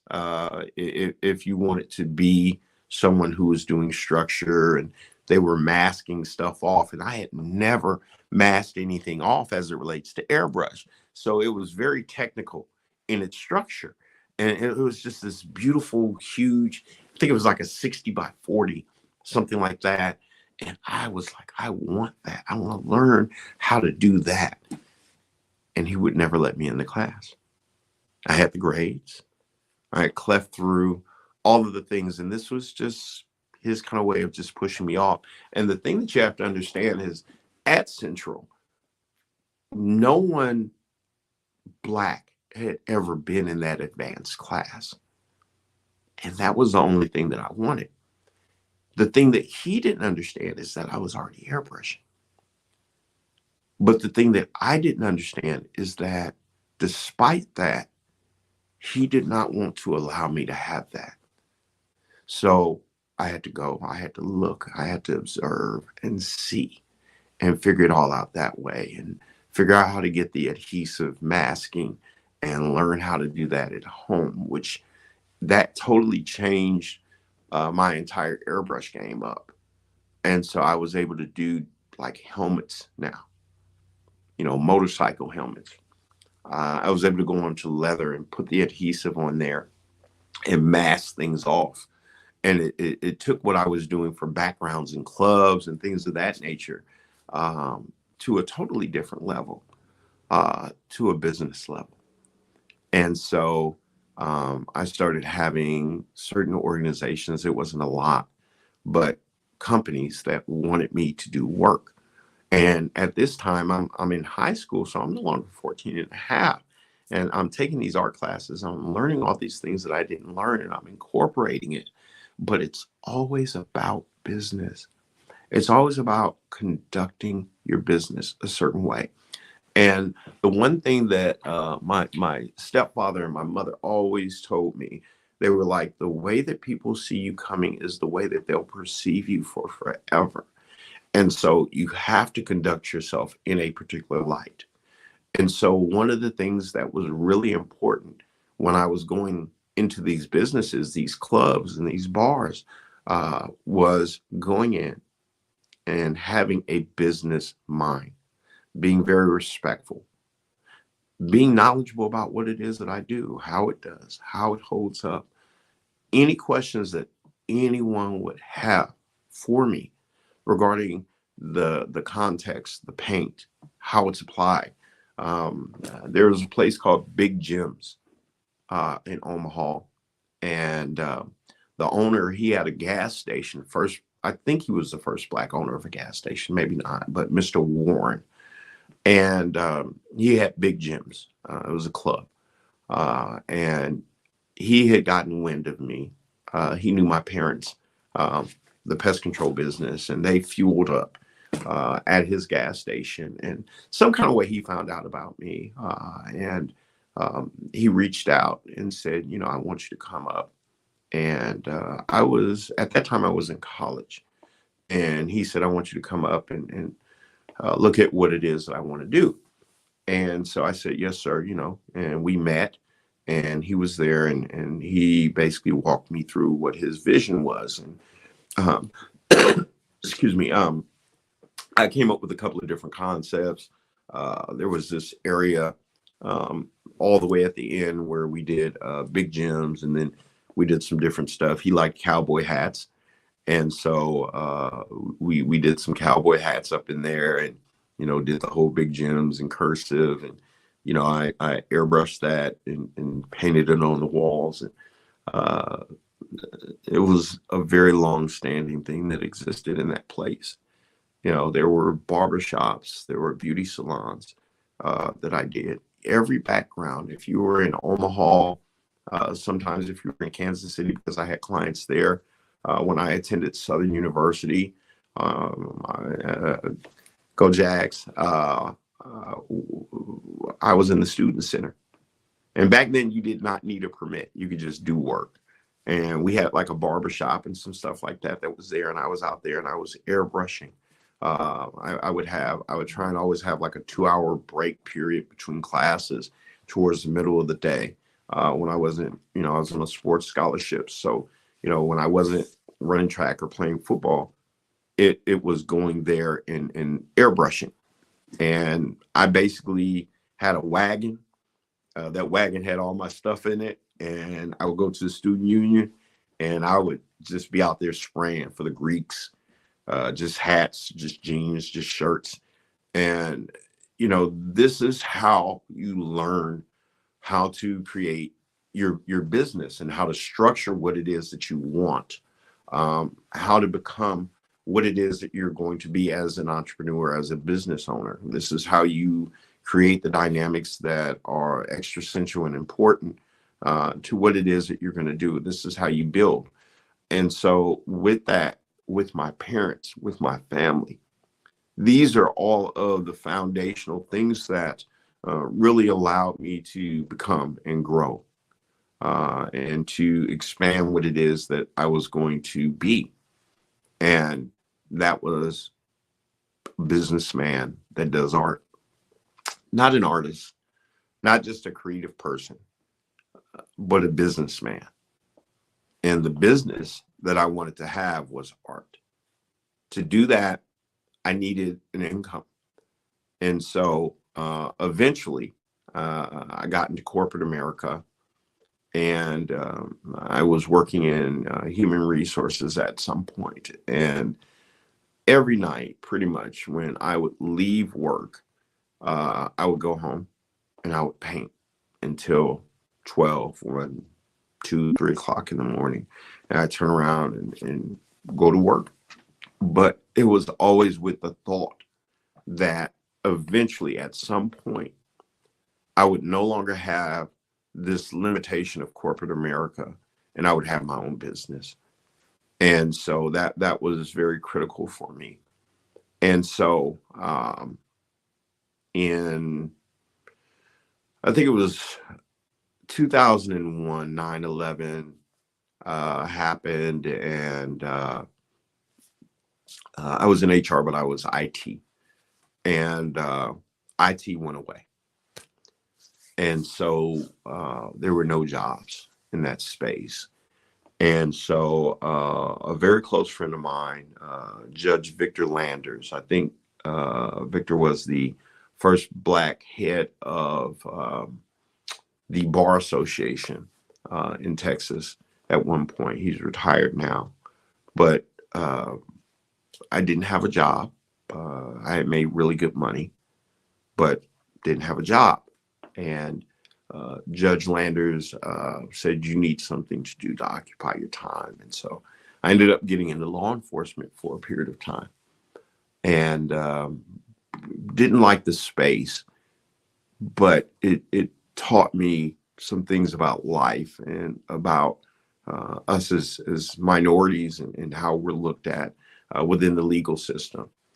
And so that was another graduation for me. It was a huge undertaking, and just learning how we're processed, how we're looked at, how we're condemned, and the things, the uphill battles that we have with our lives. And so from there, after 2 years, close to 3 years, I got out of law enforcement and went back into corporate America, and was working in the medical field, still HR, but the medical field, and still had that grind. Still just, I had to produce. And so finally, there was a mall. I'm trying to remember what the name of it was, but it was in Dallas. It had come to me, but I got my art shown there, and started to make some money. Art.com, posters.com happened, and I started selling there. And it really gave me an idea of what the metrics look like as it relates to what was selling versus what was not selling. And I followed those pathways to understand what it was that I needed to do based on success, based on what was working for people, what people liked. And that was just a totally different dynamic. And so once I started understanding that, I said, okay, I think I want to start to move around and do shows. So I needed to figure out like how to do that. And I was lucky enough, I had done some local shows at some different spaces in Dallas. And I was lucky enough to meet Evita Tisno, who is an amazing artist. She's hosted out in California, just very, very famous, very amazing person. And she blessed me with introducing me to Frank Frazier. Now, Frank Frazier was and still is pretty much the godfather for art, Black art in Dallas or in Texas. You know, he's the guy. And, you know, I went and met him. It was actually on his birthday. And I brought some of my renderings that were on wood. I like working on wood. I carve, I'll do reliefs, things of that nature. And I'll paint over that. And people tend to appreciate and like that. And so what I did was I brought some renderings over that were on wood. And Frank was like, yeah, you know, I like it. I like your work, you know, but why is it on the wood? Why don't you put it on a canvas? Why don't you? I said, I like the wood. Yeah, but it would probably be better. I was like, I like the wood. This is my design. This is what represents me, and this is what it is that I want. And this is what I want representing who it is that I am, and what my name is. My name is my father's name. My last name is my father's last family's name, and so, or my family name. And so that's how I'm going to move forward. So if you're going to allow me to come on board with you and tour, I'm doing it on the wood. I'll do stuff on canvas as well, which I did, but I like the wood thing. I think it's dope. He was like, all right, if you want to see if you're going to make it, do shows. Come out on tour. He was like, you got to meet the group. The group approves it.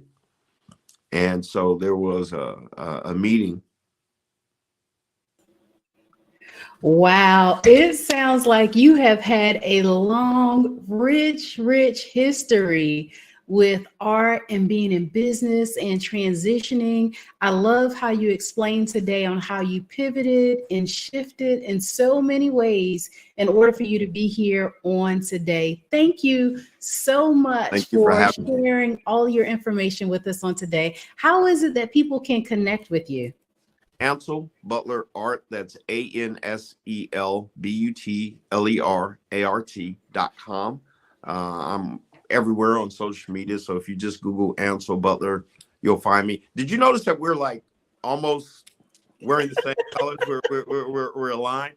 I love it. I love it. Yes, but I'm pretty much everywhere. If you just Google Ansel Butler or Ansel Butler Art, you'll find me. I'm very busy. Awesome. Well, thank you so much for joining us on today. And I'll leave you with Genius is Common, and I'll see you on the other side. Thank you, ma'am. I appreciate your time. Thank you. You're welcome. All right.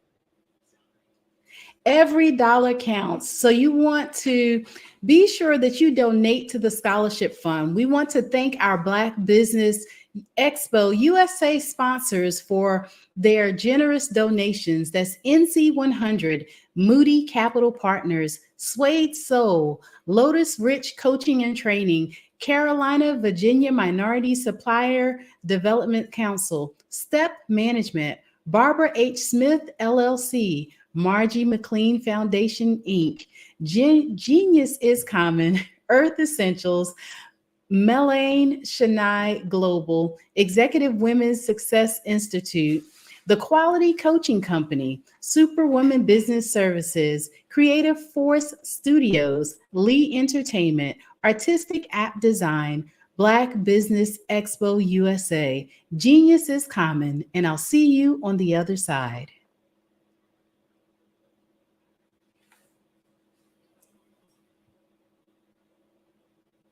Phenomenal Tanya T. Wise, who is here from the great state of Maryland. Tanya, welcome and thank you for being with us today. Can you indulge our audience a little bit and tell them just a little bit more about who you are and what it is that you do?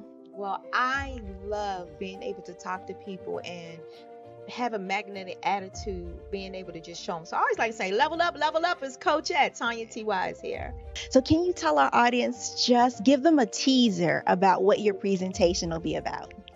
So my philosophy is that we should all be living our dream life. So tomorrow I'm going to talk about how you start living your dream life. What are some of the things that you thought about in your childhood that you just kind of let go and dormant? Wow. And I want to reignite that and just give you some pointers and some tips, some tools, some strategies to be able to start living your best life now. And guess what, Wanda? And leave an inheritance for your legacy. Oh my goodness. Okay, I know that's resonating with a lot of people. I've heard that you have a dynamic coaching program. Can you tell us a little bit more about that? Absolutely.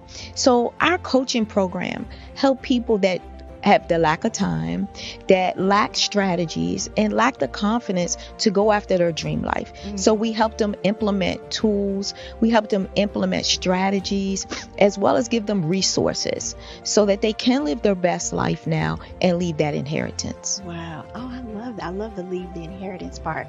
Listen, you are dropping some major nuggets, and I know a lot of what you're saying is resonating with a lot of people, but I think we're all curious. How did you even make this transition into the speaking and coaching arena? What's the story behind this? So I started out in finance, and I realized that a lot of people don't necessarily go after their dream life because of the lack of finances or the education behind finances.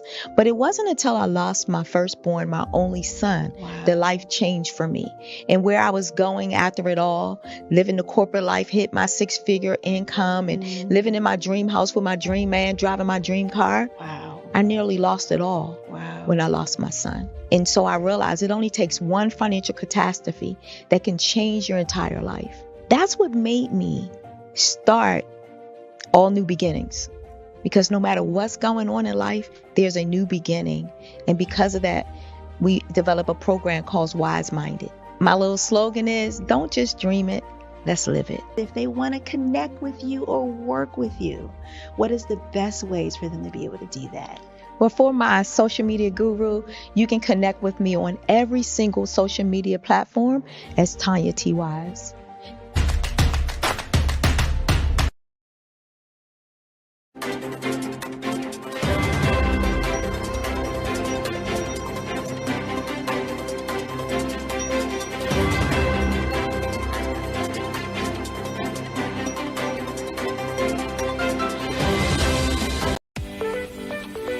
You are in the right place at the right time. The Black Business Network opens again for its Black Business Olympics, a 24/7 broadcast on business, strategies, global branding, social media marketing, finance, advertisement, and much, much more.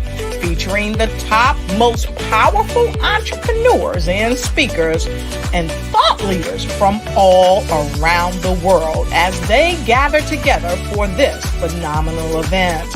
Join the Black Business Network streaming live into the metaverse, STEM City, USA, Black Multiverse, Pod TV, Roku, Hulu, iHeartRadio, Apple TV, YouTube, TikTok, Instagram, Google Podcasts, Facebook, LinkedIn, IBM TV, Spotify, and Twitch. Tune in today and be a part of this amazing movement. The Black Business Olympics welcomes you.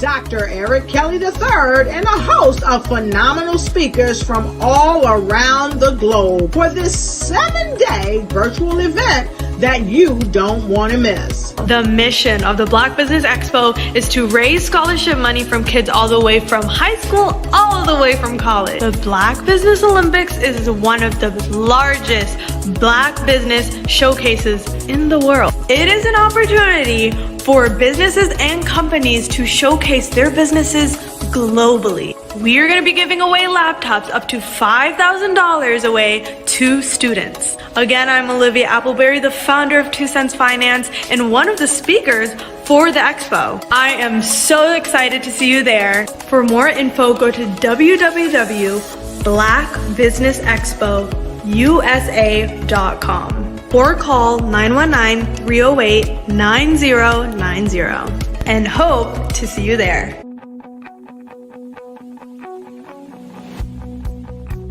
I am Black Business. From the moment I wake until the time I sleep. Yes, I am Black Business. I am Black Business. Tell me, are you Black Business? I am Black Business. Do you support Black businesses? Listen, I support Black business because I am Black Business. Black Business Expo, one of the largest business showcases in the history of Black business in the world. The world! Sign up today at www.blackbusinessexpousa.com or call 919 308-9090. I am Black Business. I am Black Business. From the moment I wake until the time I sleep, I am Black Business. I am Black Business. Are you Black Business? I am Black Business. Do you support Black businesses? I support Black business because I am Black Business. Black Business Expo, one of the largest business showcases in the history of Black America in North Carolina.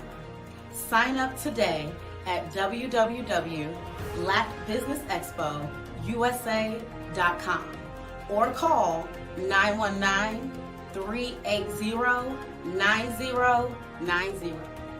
I am Black Business. I am Black Business. From the moment I wake until the time I sleep, I am Black Business. I am Black Business. Are you Black Business? I am Black Business. Do you support Black businesses? I support Black business because I am Black Business. Black Business Expo, one of the largest business showcases in the history of Black America in North Carolina. Sign up today at www.blackbusinessexpousa.com or call 919-380-9090. I am Black Business. I am Black Business. From the moment I wake until the time I sleep, I am Black Business. I am Black Business. Are you Black Business? I am Black Business. Do you support Black businesses? I support Black business because I am Black Business. Black Business Expo, one of the largest business showcases in the history of Black America in North Carolina. Sign up today at www.blackbusinessexpousa.com or call 919-380-9090. I am Black Business. I am Black Business.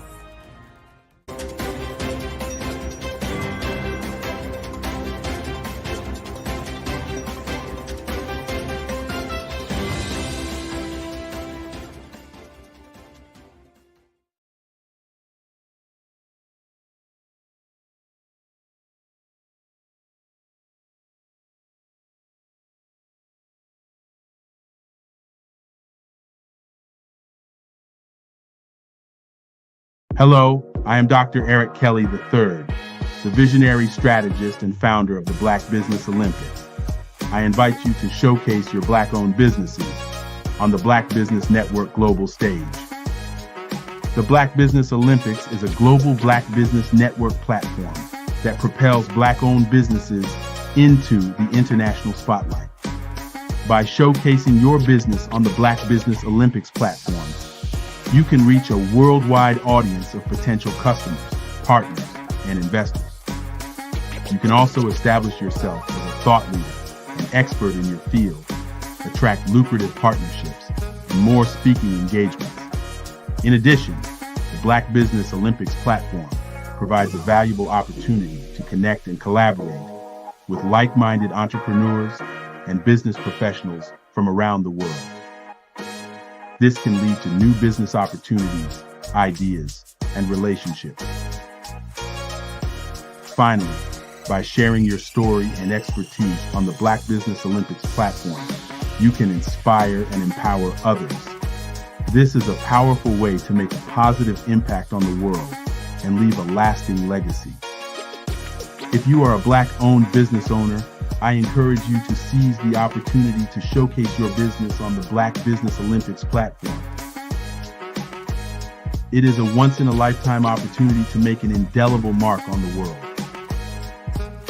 Be one of the 1,000 visionary entrepreneurs who are changing students' lives, shaping industries, and leaving an unforgettable legacy for their families. Unleash your voice on our global stage and watch your business thrive. Black Business Olympics is one of the largest Black business showcases in the history of Black business in the world. Yes, the entire world. Just give me a call today at 919-308-9090.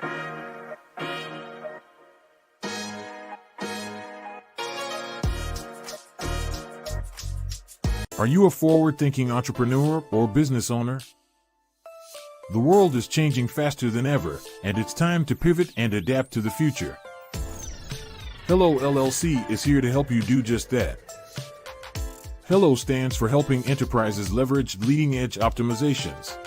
Our innovative solutions can streamline operations, reduce overhead costs, and give you a competitive edge in a market projected to reach $5 trillion by 2030. By pivoting to the metaverse, businesses can tap into a rapidly growing market that is projected to be a significant part of daily life for 25% of Americans by 2026. As a full digital metaverse agency, the Hello LLC can help you create custom solutions to streamline operations, increase productivity, reduce costs, and drive brand recognition. Why should you pivot to the metaverse with the Hello LLC? By leveraging cutting-edge technology, you can provide immersive experiences for your customers, expand your global reach, and unlock new revenue streams. Contact us today to make the pivot.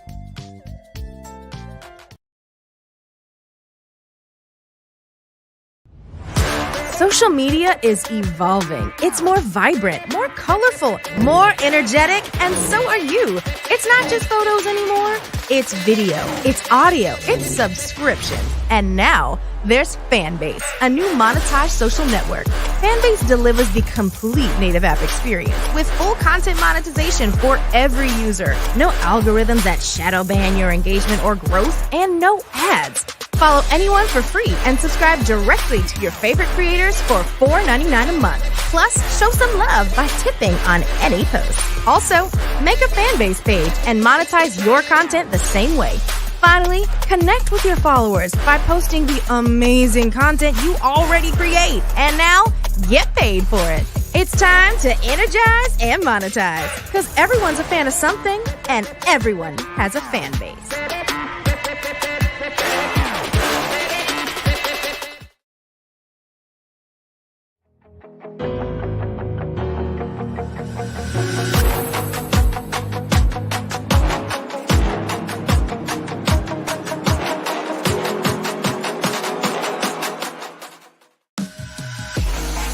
Over the past few years, we've seen the growth of existing and new initiatives focused on financial inclusion, building global networks, and reducing the wealth gap in response to the idea there's not enough seats at the table.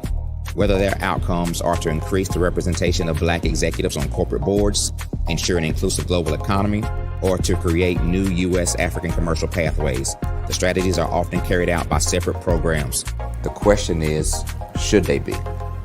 With the continent of Africa being home to more than half of the world's fastest growing economies, the youngest workforce, over 400 companies generating more than $1 billion annually, 700 generating more than $500 million annually that are poised for growth, and being the destination of nearly $5 billion in venture capital in 2021. Diversifying U.S. and Africa commercial engagement by building bridges between African businesses and their U.S. diaspora should begin being seen as mutually beneficial. From helping to reduce Africa's enormous capital gap to catalyzing two-way trade opportunities, the COVID-19 global pandemic hopefully has taught us that global challenges and opportunities are more interconnected than we thought. During the pandemic, African companies like Unicorn Flutterwave, insurance provider Reliance Health, ride-hailing app Yasir, and 54Gene, the continent's first bank of DNA on people of African descent, prove that when African companies have access to networks, capital, and information, they grow big, grow fast, and create solutions that are valuable to the world. This is why Be Direct was created.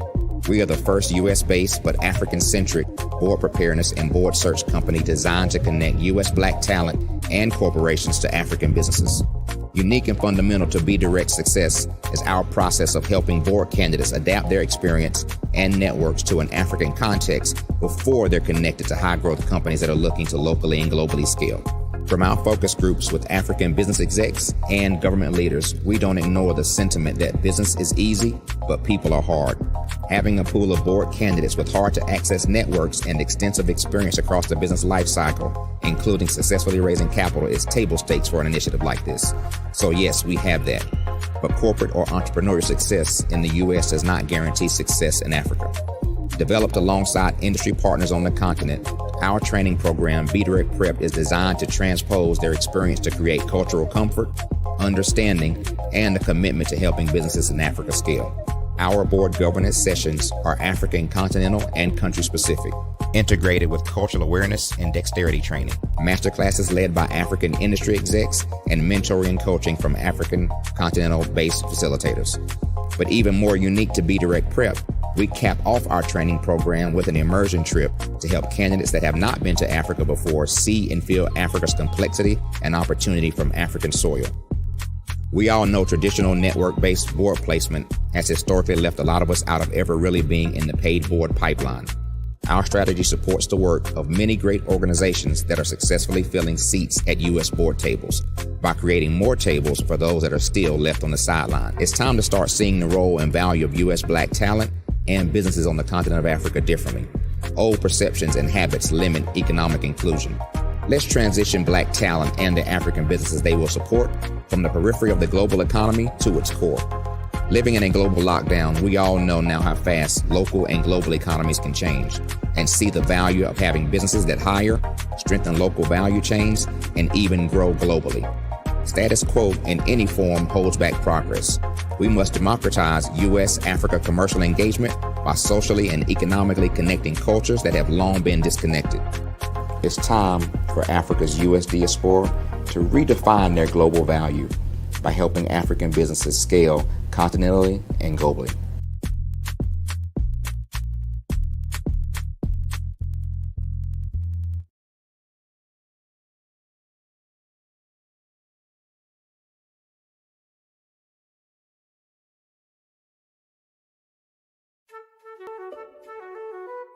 This is Dr. Arnold T. Petsworth. He's the owner of Petsworth Vet World, a veterinary clinic in Hopton, Connecticut. His patients include dog, cat, frog, fish, Goldie, dog, and this alpaca. Due to doctor-patient confidentiality, we can't tell you their names. Business at Vet World was steady, and then quarantine hit. Neighbors brought new four-legged friends into their homes. Bunnies. Bunnies everywhere. Dr. Petsworth welcomed these new patients with open arms. The only problem? There were more appointments than he could manage. That's when Dr. Petsworth turned to his American Express business card, which offers spending potential that's built for his changing business needs. He decided to hire a new assistant, Julio, and with spending power built for business purchases, he used his card to furnish a new exam room. Together, Dr. Petsworth, Julio, and American Express Business made sure all the pets of Hopton got the love and care they deserve. And everyone was happy. Get the card built for business by American Express.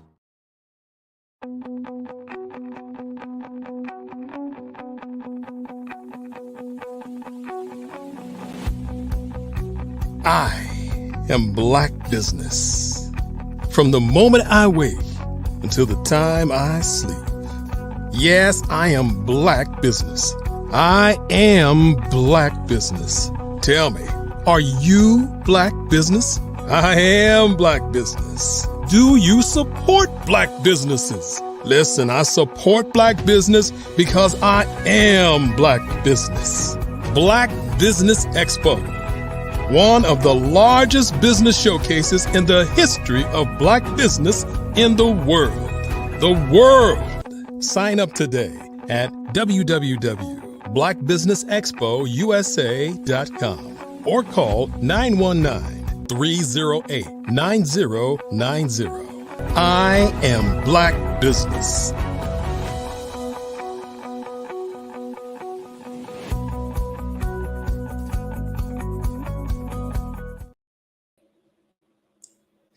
Good afternoon, business owners, entrepreneurs, thought leaders, and corporations.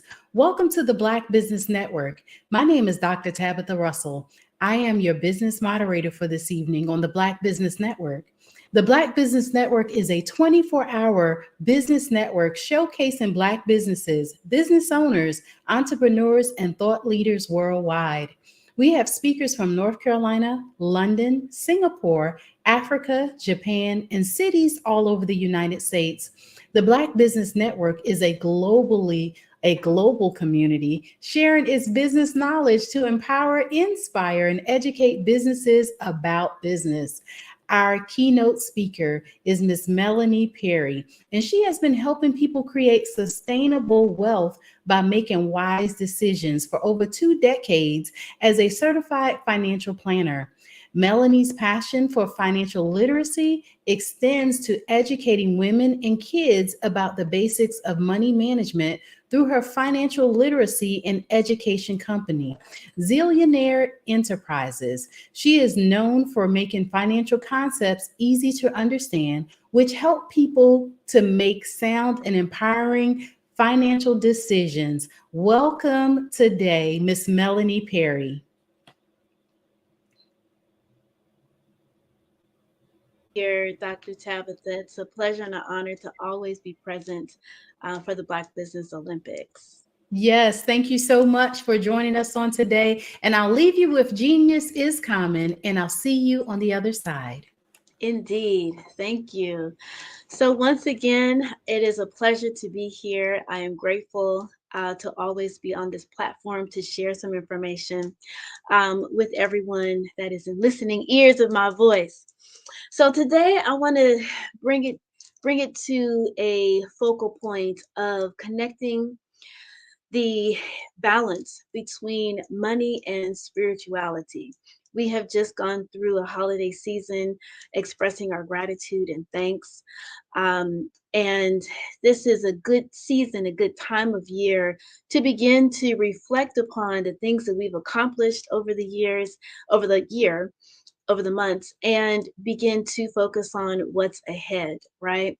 So oftentimes for those of us who are spiritually grounded, heart-centered, and focused on bringing added value to this world, to our family, our friends, and to this world, sometimes we go through a tug of war between our desires to want more and not wanting to look like those who have a whole lot.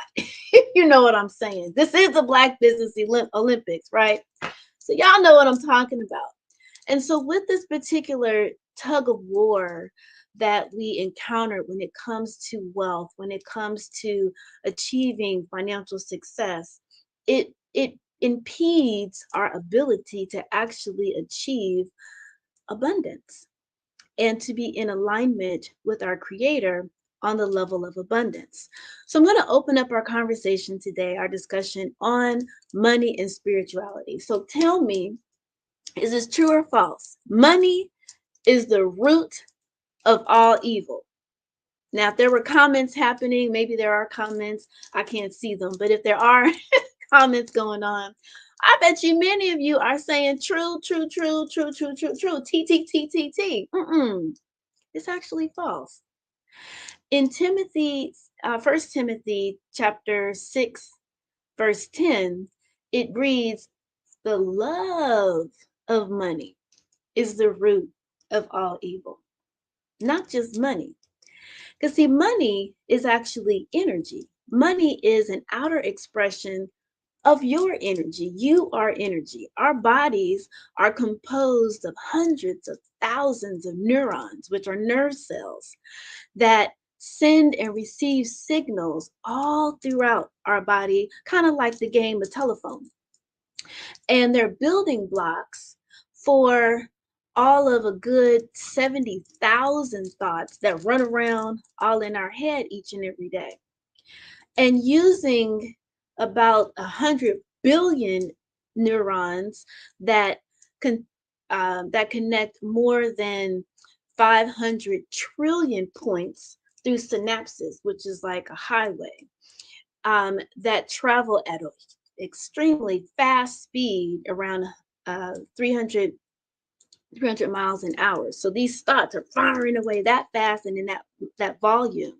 And the signals that travel through these interconnected neurons from the interconnected neurons composed of our memories, our thoughts, and our feelings. And a good 90% of those thoughts are repetitive. So it's better, I tell people all the time, it's better to focus on the things that you want versus the things that you don't want. So this is why it's vital to condition our thoughts to be on the more fruitful side and make sure that we are creating a thriving environment for healthy thoughts to flourish.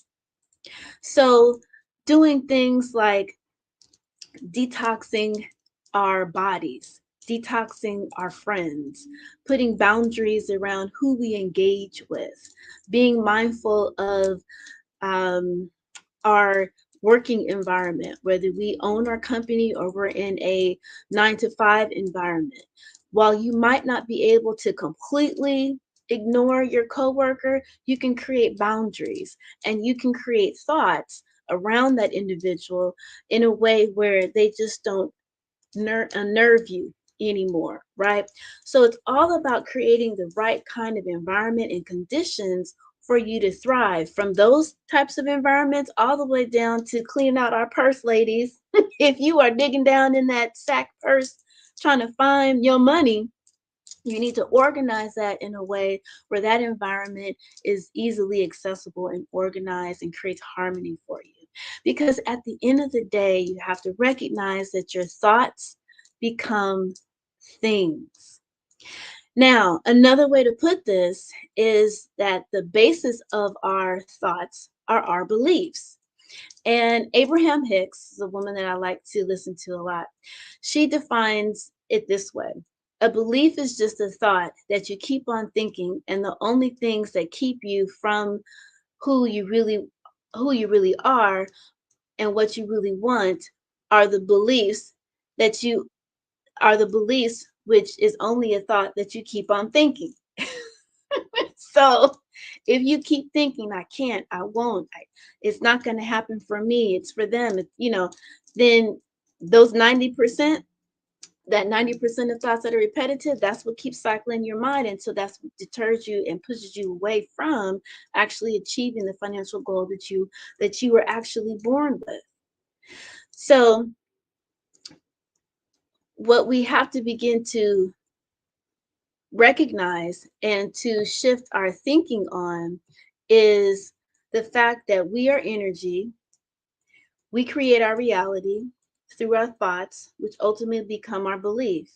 And so if you believe you can't, you need to start believing you can, so that these experiences become more not relevant, but more present in your life. And so that God can begin to orchestrate serendipitous events, things that you wouldn't be able to, orchestrate in a way that leads you to achieving that goal on a more succinct and consistent basis. And it's just fascinating how this cycle reoccurs throughout our life.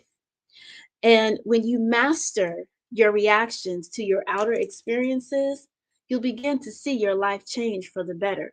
Because the secret is out. As I alluded to, you are born wealthy. By knowing that you are born wealthy, it puts you in a better space to effectively navigate and convert your inner wealth into its outer equivalent. Because guess what? The colonizers and their descendants have had a very good understanding of this fact. And they have got this down to a science to control, manipulate, and dominate for over the past 600 some odd years. Since, I would say, when the Portuguese got going around the 1400s. So with this distorted pursuit of wealth that disgusts spiritually grounded individuals like ourselves, It compels us to kind of repel money and wealth and riches because of how they have really distorted their inner talents and used it in manipulative, demeaning, offensive ways. But money doesn't have to be pursued in a way that in the expense of other people. Wealth, money, riches can evolve out of us in ways that continue to uplift and expand. The very definition of economics is to exchange human capital, meaning our gifts, our talents, and our skills that we were born with, into products and services that we can use. And when done correctly, it's efficient, it's not wasteful or harmful, and adds value to the greater good. When you look at just about every last indigenous society before the colonizers took root, they were living in a harmonious, sustainable, abundant, bellyful environment. And it wasn't until that distorted pursuit of monetary wealth that was devoid of human feeling, shall we say, it was just so selfish, did that pursuit of wealth get distorted. But I'm here to tell you, as a consistent member presenter on Being the Black Business Olympics, we know that we are in the midst of sustainable change to go back to our roots. And given that we are woke, awakening, and learning how we can combine our natural gifts and talents and skills collaboratively amongst ourselves, and then holistically begin to affect change and actually understand their system so that we can master it and then use it to our benefit to affect our power. As we begin to understand that, it's on and cracking, right? The train has left, the boat has shipped out, the planes have launched. We are definitely in the midst of, we're like right at the cusp, the beginning of seeing this change. Now, we may not see sustainable and hard, fast results for another 50 years because some people have to die out. Some people need to be born. So that's why things take a little time. But we're in the midst of seeing a positive shift.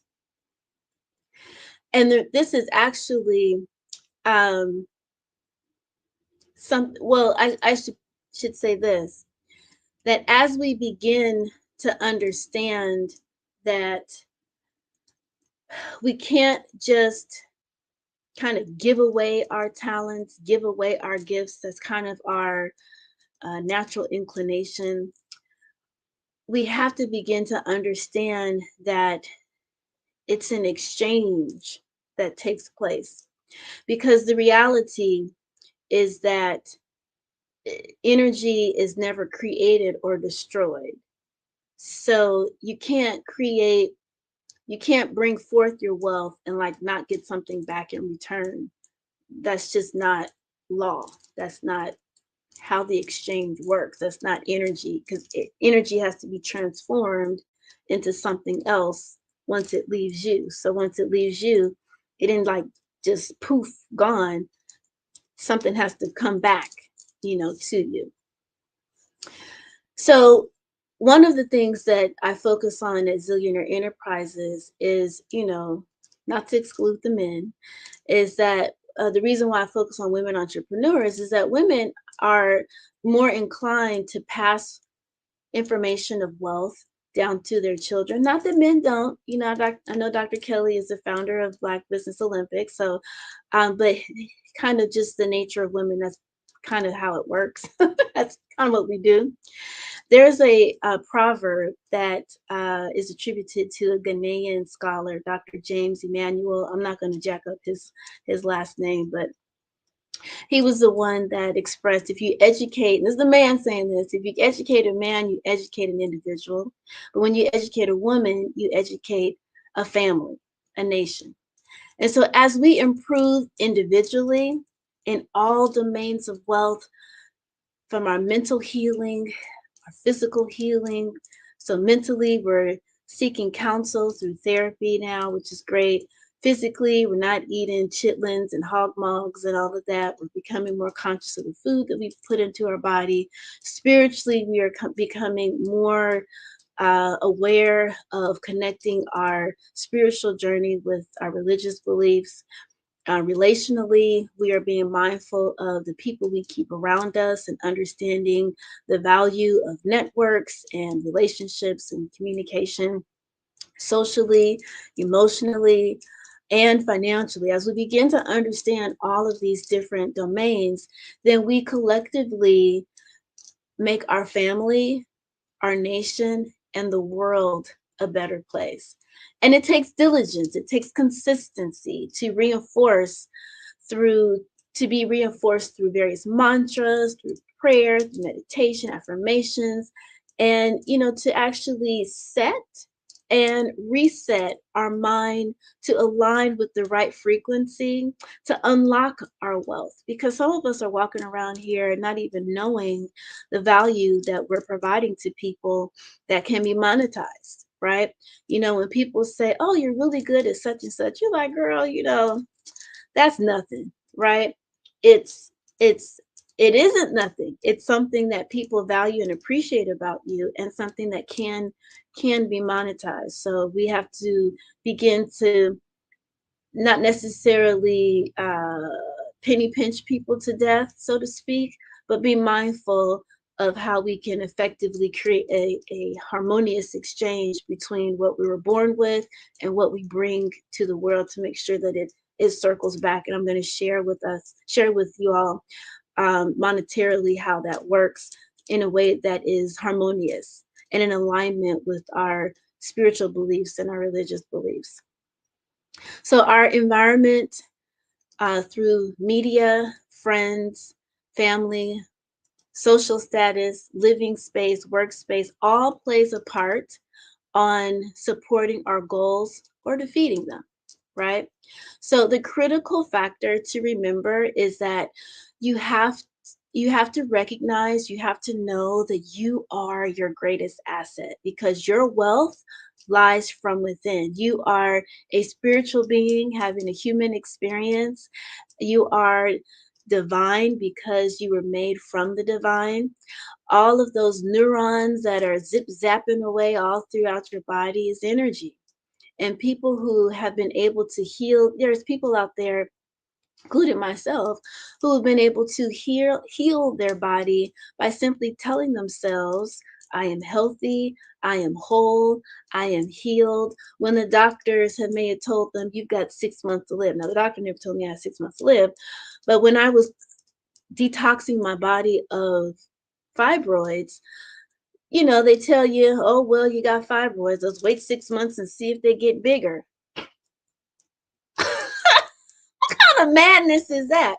So I went through my process to tell myself I am healed, I am whole, I am fertile, I am healthy, and I seek assistance from an herbalist to get God's remedies. And I incorporated that. I began to ground, and 3 months later, actually, I had an exam, and what the 4 or 5 fibroids that I had turned down to one small dime size fibroid, and they were surprised. And I told them what I did, and their mouths just about dropped on the floor. So we know that through God's medicine, through the power of thought, through prayer, mantra, affirmations, we can heal ourselves. We have the power from within to affect those types of changes. And knowing that our thoughts are powerful energy sources. This energy is what makes you unique, being full of endless possibilities. That's why, when you think about the hip hop industry and how really music, Black music, and how other folks snatch it up, well, we just keep creating more. So it's kind of like, yeah, y'all think you have the what is not blues but jazz. Now hip hop is worldwide. We just keep creating. We just keep creating, right? Because it's endless. There's endless possibilities. And that's why what's for you, no one can take away. What God has for you, no one can take away from you. Because again, remember that energy is never created or destroyed. It's just transformed. And so money is energy. And when you shift your talents, skills, gifts into its outer equivalent, into a product or a service, the exchange is money. So something that is interesting to kind of note here is that when we think about success, right? Sometimes we're in our business and our business is kind of like a hobby, and we're not really focused on making multiple millions of dollars within our business. So, if I make an extra, oftentimes the goal is to just try to make, $10,000, and we haven't $10,000 a month, and we haven't necessarily put forth the full effort in fully monetizing our skills, talents, and resources in a way that is to its actual equivalent, because we're infinite, right? So we're abundant. So to cap ourselves at an extra 5,000, 10,000, or whatnot a month is stifling. So understand that the measurement of success in business and finance is money, just as the measurement of success in friendships is trust. The measurement of success in spiritual relationships is unshakable faith. And your mental wealth is your reaction to things that you can't control. The measurement of success in your physical wealth is your body's ability to defend health, right? So we have to understand that when we are assessing our success in various domains of wealth, what the anticipated or expected outcome should be. So if we are born wealthy, if we are energy, and to convert that energy into its equivalent outside so that we can now use it in other forms, is the end result is money. In short, you are money, right? You are divine spirit. Money is spiritual. And they're not mutually exclusive. So money and spirituality shouldn't be a fight. You are spiritual, and by you bringing forth the goodness from with you into its outer equivalent is a spiritual process. I mean, just think of the learning lessons you've gone through in your life up to this point, right? Remember, money is a tool. Money is a conduit. It's why it's called currency. Energy that can be transformed into an asset to generate more money or another product or service. That's the circulatory effect, right? Just as energy is in constant flow, even though, trying to understand this concept is interesting, because even something as solid as a rock to the naked eye is actually still in constant movement. So I learned this idea of everything is energy when I took an African American spirituality class at Spelman. And later I learned that the science behind the reality that everything is in constant flow is quantum physics. And so it informs us that essentially these particles in a solid state are vibrating from a fixed position. This is how I'm beginning to understand it, at a very low temperature in comparison to particles in liquid, which are moving. They're not fixed to anything. So that's why we can see the flow of water. We can see the flow of even air, the wind blowing consistently. We can see those things because the particles are not fixed to anything to kind of slow that movement down. It's just very fascinating. So again, just understanding the connection between ourselves and our ability to generate wealth on a consistent and regular basis goes like this. So you know that you're born wealthy, you know that you're born with skills, talents, and a unique gift to bring added value to society.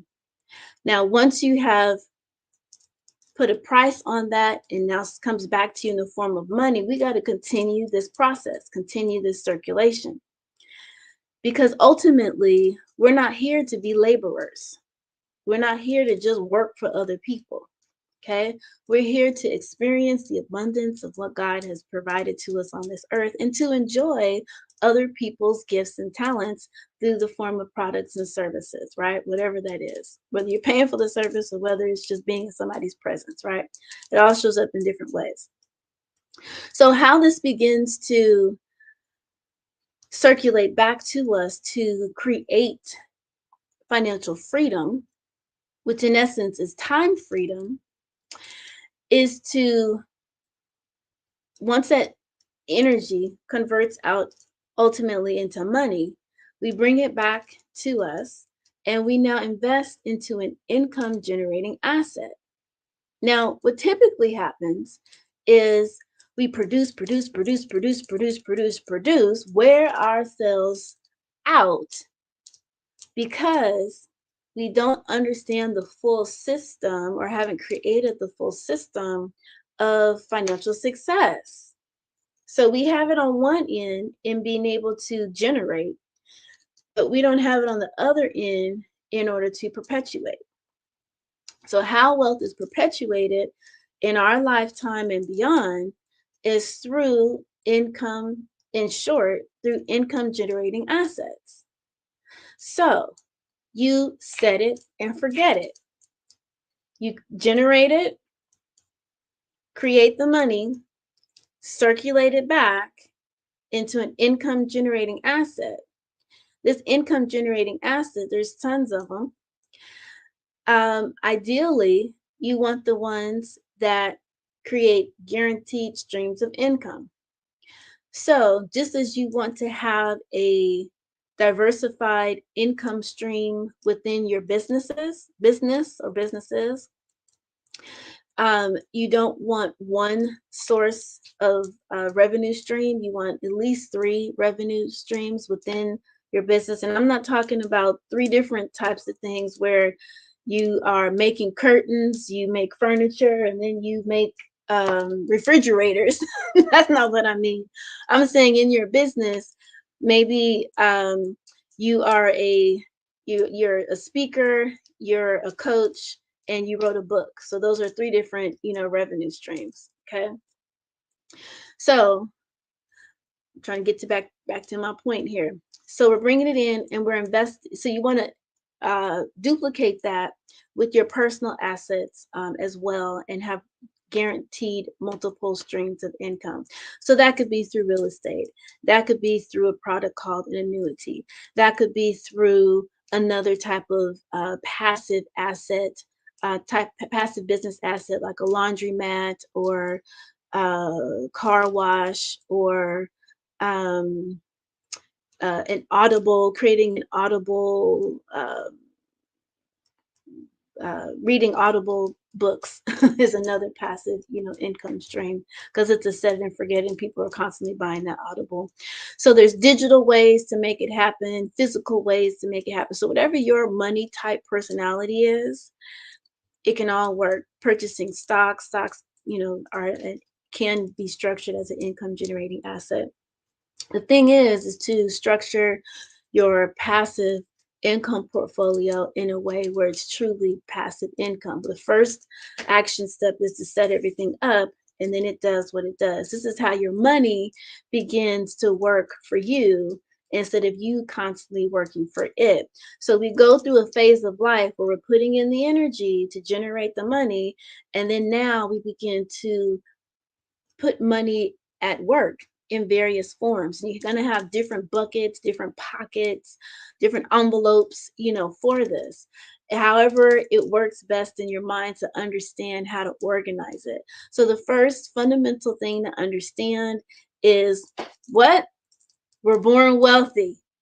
So we have an unlimited amount of possibilities of wealth generating opportunities, first and foremost. Never uh, forget that and think less of that. Know your value, right? Then you're going to create effective marketing strategies and streams in order to connect with the right individuals to make that exchange from your product or your service. And as a result of that, that translates into money. We circulate that back, pays our bills, pays for our fun, and then it pays for our future, right? Those basic three categories. So we're paying for our business bills, and that you have two accounts for that. You've got a business account, you've got a personal account. Everything business-wise goes through your personal, goes through your business checking account. You want to make sure you're properly structured. That's a whole different conversation, but I'm giving you a 35,000 foot above perspective, right? So you have all that cash flow coming into your business account. Then you're going to take a portion of that out. I like to do it where it's in three buckets, where you take 20% of your business revenue and allocate that into a into a savings account that's specifically for taxes. And then you take 40% of that remains into the business account. We're going to divide that up later. And then the other 40% goes into your personal, to cover your personal lifestyle. Now, when you talk with me one-on-one, we can modify that a little bit, but again, this is 35,000 foot above perspective. So then when we're looking at ourselves personally, then we're going to look at covering our lifestyle, making sure we've got a solid financial foundation set up, making sure that we've got the necessary financial planning objectives met that align with our financial independent goals, aka retirement, our insurance goals, also, focusing on protecting ourselves from our life insurance, disability, health, long-term care, auto insurance, making sure all that's in alignment and in good order. And then making sure that our little ones are in order, that we've got money set aside for them for college if need be, for elementary school and high school, those types of expenses, but travel, all that stuff is taken care of, right? We have particular allocations, particular buckets, products, and have that money working for us. You don't want 100% of your personal expenses to fall under the business. There's ways in which to make that happen, but you have to be really take really good notes on making it clear of what was business with that, because you can go on a business trip and expense that, and that business trip was also part family, but you need to make sure you handle those types of activities very clearly. There's a whole process in that. You can't just say, hey family, we're going to Disneyland, right? And then pay for it on your business credit card and then write that off, and you didn't do anything business wise. They don't work like that. You're gonna get audited and it's not gonna be pretty. So I say all that to say you don't want everything expensed through your business. You want some things, personal. And then you have your business expenses, right? Okay. So then you have various similar allocations personally to business wise. And your business can also own assets. Your business can purchase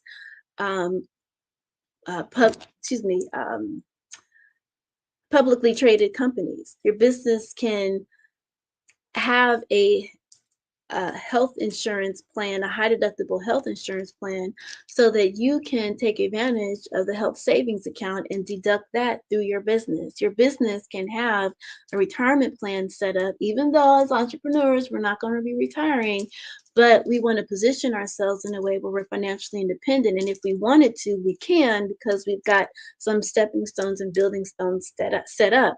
And besides, retirement plans are a tax strategy, whether you quote use the money to quote retire, or not work, at all. So it's we have to be mindful of the tax strategies. Okay, so once we get to a point where we have filled up all these buckets, so our survival is taken care of, our comfort is taken care of, we get to a point now where we can give on a more substantial basis. All along, we've been giving. That's just our nature, as spiritually grounded individuals, humans having spiritual beings having a human experience. We're going to give no matter what. But now we get to a point where we can give more strategically, because all of our needs and more are met. So now what? This is where private foundations come into play. This is where charitable giving, donor advised funds, charitable giving strategies, charitable trusts become a factor, and we're able to now make a substantial and significant impact in causes and concerns and communities that matter to us most. And it's a beautiful spiritual experience. Awesome. Thank you so much with all of the Thank you. information that you shared here on today. I can just say that you gave out definitely a wealth of information. How is it that people can contact you? Well, I am all over social media like everybody, so you can connect with me on Facebook, Instagram. I was about to say Twitter, but I'm Xing out of Twitter. But TikTok, and at Zillionaire. And Zillionaire, hear my spelling. It's ZEALLIONAIRE.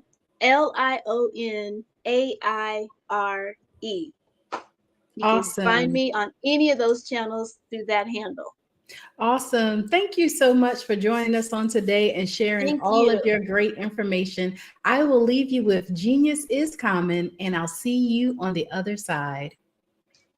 Thank you. Thank you so much for joining us on today. Please continue to support our scholarships. The Black Business Expo's mission is to raise funds for high school seniors going to college or K through 12 entrepreneurs. This expo is a fundraiser for students. You may go to www.blackbusinessexpousa.com to donate to the scholarship fund, or use the Cash App that's on the screen below, and that's $BBX USA. Our goal is to give laptops and up to $5,000 to 10 students. Students can register at www.blackbusinessexpousa.com. Every dollar counts. So we want to remind you to donate to the scholarship fund. We also want to thank our Black Business Expo USA sponsors for their generous donations, and they are NC100, Moody Capital Partners, Suede Soul, Lotus Rich Coaching and Training, Carolina, Virginia Minority Supplier Development Council, Step Management, Barbara H. Smith, LLC, Margie McLean Foundation, Incorporated, Genius is Common, Earth Essentials, Mullane Shania Global, Executive Women's Success Institute, The Quality Coaching Company, Superwoman Business Services, Creative Force Studios, Lee Entertainment, Artistic App Design, Black Business Expo USA. Genius is Common, and I'll see you on the other side.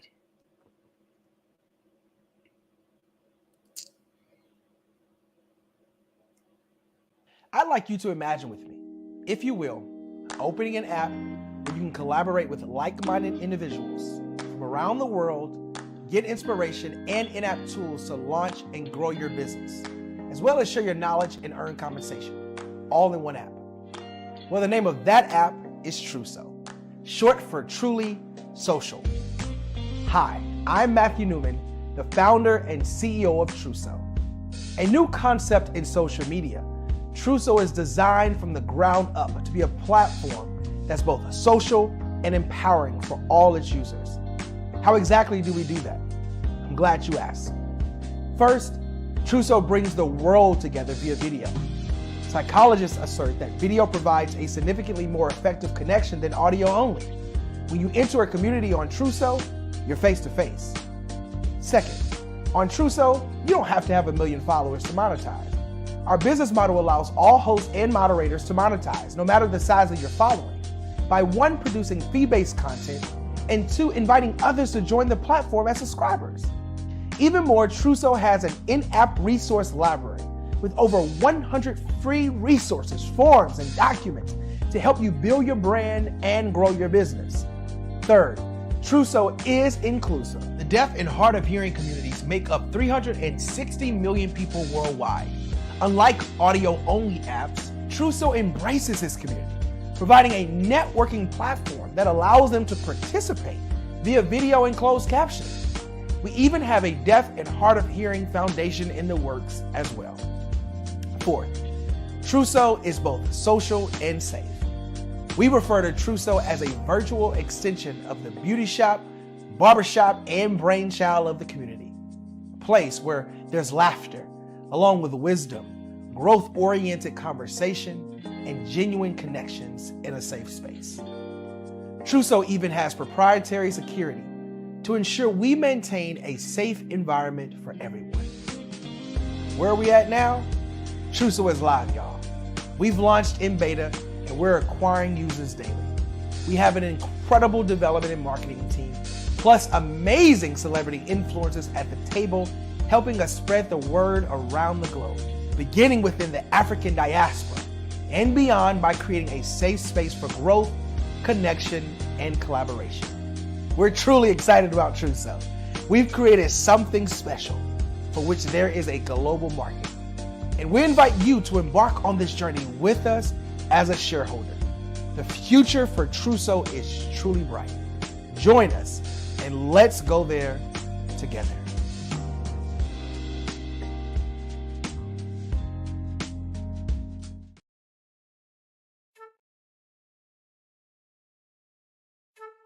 This is Dr. Arnold T. Petsworth. He's the owner of Petsworth Vet World. Business was steady, but then an influx of new four-legged friends changed everything. Dr. Petsworth welcomed these new patients. The only problem, more appointments, meant he needed more space. That's when Dr. Petsworth turned to his American Express business card, which offers flexible spending limits that adapt with his business. He used his card to furnish a new exam room, and everyone was happy. Built for Dr. Petsworth's business, built for your business, Amex Business.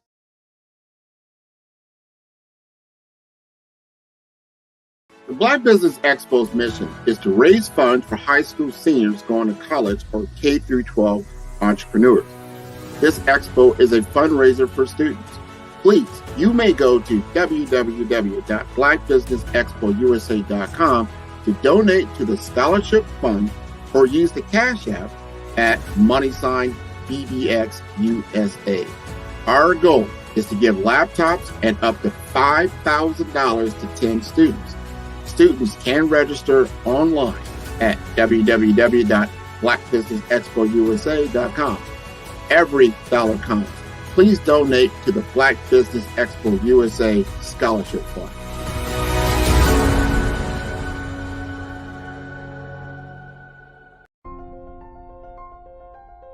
What if you could build your own city? A place where every child can find nurturing people to help them achieve their full potential. A place where every adult can access job training support, where health education is abundant, where social justice ruled the land. A place without limitations. Welcome. You have arrived at STEM City USA. It is what every city should be. A safe and trusted community where you find people and resources to help you become everything you are and beyond. STEM City is unlike anything you have ever experienced. It is a digital twin of the world around you, only better. STEM City is about energy and soul renewal. It is more than a digital world. You can almost feel the power of live cultural events, music, and theater. STEM City promises a better future for children with caring mentors and hands-on activities with dedicated tutors to support our youth.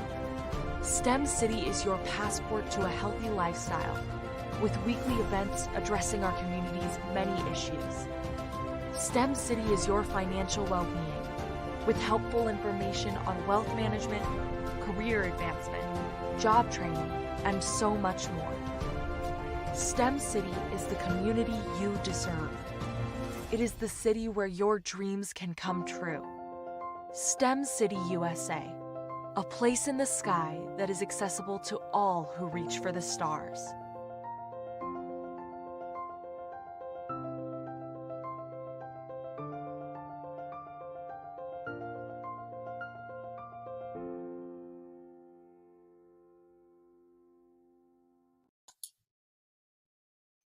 Hi, I'm Barbara Smith.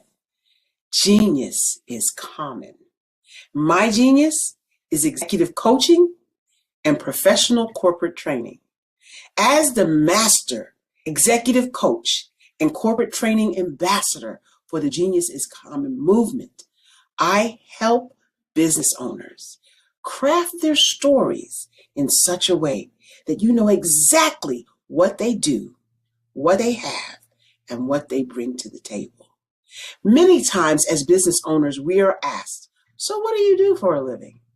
And we could be crushing in our businesses, but we're not quite sure exactly what to say in a short amount of time. Well, I help you take those stories that are the reason why you're in business and why you're so passionate about your business and craft them in such a way that people are drawn to you as opposed to being repelled by you. Because every conversation, every time you talk to someone about your business, you are excited about it. But are you really conveying what you do, what you have, and what you bring to the table? And do really people understand why you care so much and why they should care that you have the solution to their problem? Well, I'm here to help you with that. As a master storyteller, I can help you with your stories and spin them in such a way that they are intriguing and fascinating. People want to listen to you talk about your business. That's why at the Genius is Common movement, I am the master executive coach and professional training ambassador. That's my genius. And genius? Oh yeah, it's common.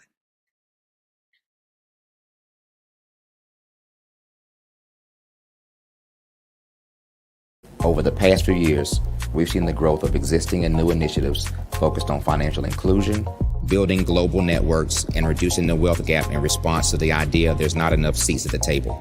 Whether their outcomes are to increase the representation of Black executives on corporate boards, ensure an inclusive global economy, or to create new U.S. African commercial pathways, the strategies are often carried out by separate programs. The question is, should they be? With the continent of Africa being home to more than half of the world's fastest growing economies, the youngest workforce, over 400 companies generating more than $1 billion annually, 700 generating more than $500 million annually that are poised for growth, and being the destination of nearly $5 billion in venture capital in 2021. Diversifying U.S. and Africa commercial engagement by building bridges between African businesses and their U.S. diaspora should begin being seen as mutually beneficial. From helping to reduce Africa's enormous capital gap to catalyzing two-way trade opportunities, the COVID-19 global pandemic hopefully has taught us that global challenges and opportunities are more interconnected than we thought. During the pandemic, African companies like Unicorn Flutterwave, insurance provider Reliance Health, ride-hailing app Yasir, and 54Gene, the continent's first bank of DNA on people of African descent, proved that when African companies have access to networks, capital, and information, they grow big, grow fast, and create solutions that are valuable to the world. This is why Be Direct was created. We are the first U.S.-based but African-centric board preparedness and board search company designed to connect U.S. Black talent and corporations to African businesses. Unique and fundamental to Be Direct's success is our process of helping board candidates adapt their experience and networks to an African context before they're connected to high-growth companies that are looking to locally and globally scale. From our focus groups with African business execs and government leaders, we don't ignore the sentiment that business is easy, but people are hard.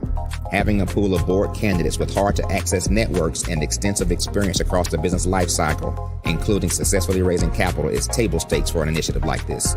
So yes, we have that. But corporate or entrepreneurial success in the U.S. does not guarantee success in Africa. Developed alongside industry partners on the continent, our training program, Be Direct Prep, is designed to transpose their experience to create cultural comfort, understanding, and a commitment to helping businesses in Africa scale. Our board governance sessions are African continental and country specific, integrated with cultural awareness and dexterity training, masterclasses led by African industry execs, and mentoring and coaching from African continental-based facilitators. But even more unique to Be Direct Prep, we cap off our training program with an immersion trip to help candidates that have not been to Africa before see and feel Africa's complexity and opportunity from African soil. We all know traditional network-based board placement has historically left a lot of us out of ever really being in the paid board pipeline. Our strategy supports the work of many great organizations that are successfully filling seats at U.S. board tables by creating more tables for those that are still left on the sideline. It's time to start seeing the role and value of U.S. Black talent and businesses on the continent of Africa differently. Old perceptions and habits limit economic inclusion. Let's transition Black talent and the African businesses they will support from the periphery of the global economy to its core. Living in a global lockdown, we all know now how fast local and global economies can change, and see the value of having businesses that hire, strengthen local value chains, and even grow globally. Status quo in any form holds back progress. We must democratize U.S.-Africa commercial engagement by socially and economically connecting cultures that have long been disconnected. It's time for Africa's U.S. diaspora to redefine their global value by helping African businesses scale continentally and globally.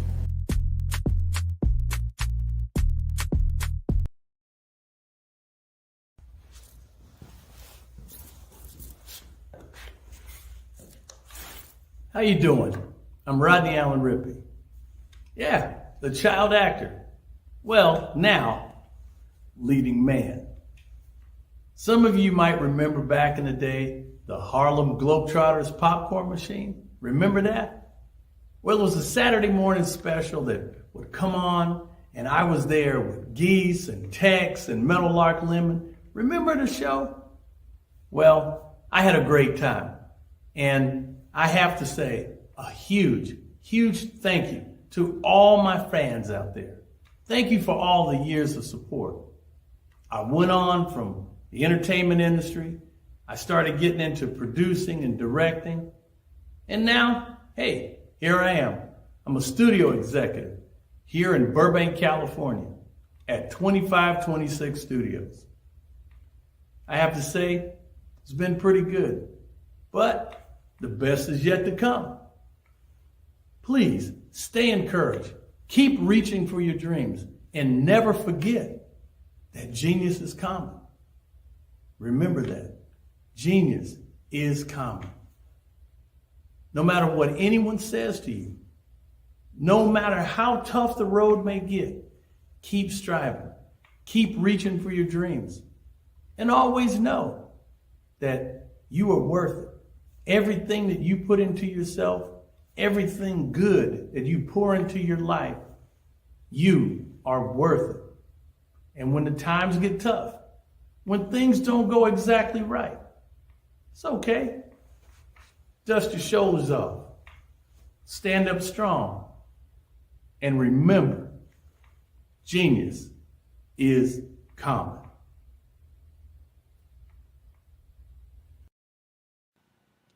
Hello, my name is Kiasi Helm and I'm 14 years old. I think my genius would probably have to be setting goals and achieving them. I say this because ever since I was young, I always wanted to be an author, and at age 11, I ended up achieving this. But not only did I end up becoming an author, I ended up becoming a public speaker, a publisher, a business owner, all these great things. The name of my business is Written by Kids Publishing Company.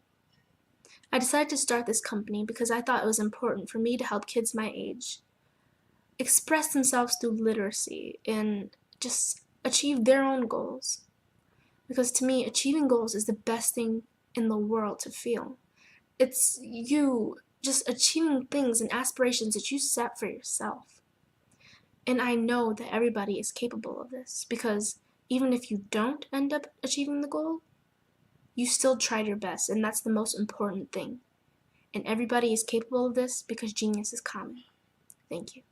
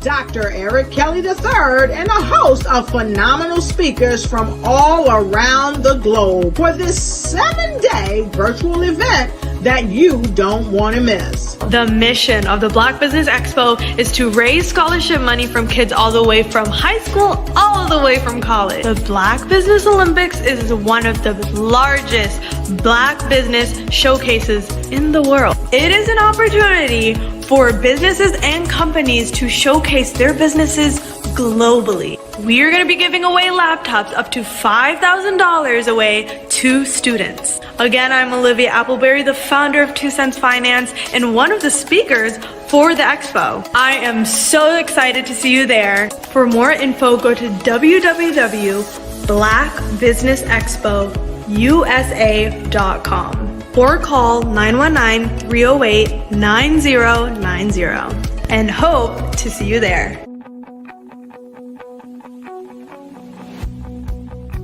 I am Black Business.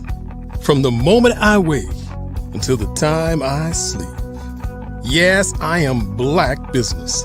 I am Black Business. Tell me, are you Black Business? I am Black Business. Do you support Black businesses? Listen, I support Black business because I am Black Business.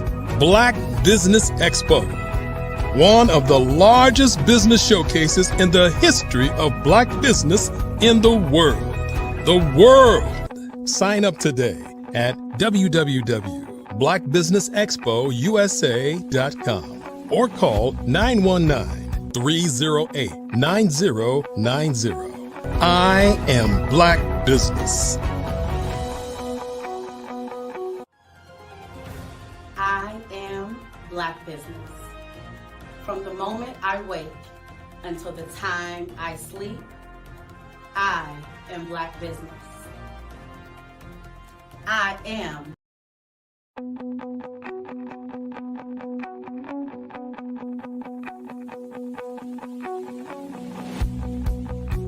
I am Black Business. From the moment I wake until the time I sleep. Yes, I am Black Business. I am Black Business. Tell me, are you Black Business? I am Black Business. Do you support Black businesses? Listen, I support Black business because I am Black Business. Black Business Expo, one of the largest business showcases in the history of Black business in the world. The world! Sign up today at www.blackbusinessexpousa.com or call 919-308-9090. I am Black Business.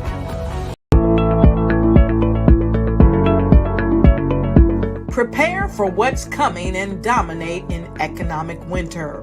Stand strong and thrive by showcasing your great products and services globally through the Black Business Network and Black Business Olympics. The Black Business Network has showcased over 2,000 companies with over $7 billion in sales each year. Over 10 million attendees have viewed the rebroadcast each month. Through the Black Business Olympics, unique styles of business training and mentoring are turning students into business owners and entrepreneurial warriors who will dominate in any economy. Gain the ultimate advantage of the Black Business Olympics, 7 days of unbelievable topics and speakers speaking around the globe. Donate your time and experience to provide expertise and scholarships to students worldwide and change the world. Now, more than ever, new insights, tools, strategies, and capabilities are needed. This is your chance for a major presentation to the world. Fill out the form and join the more than 2,000 speakers who have presented to over 200 countries. Join the Black Business Network streaming live into the Metaverse, STEM City, Black Multiverse Enterprises, Hulu, Amazon, YouTube, iHeartRadio, Apple, Facebook, LinkedIn, Pod TV, IBM TV, Spotify, and Google Podcasts. Sign up today. Spaces are limited, and we will see you there.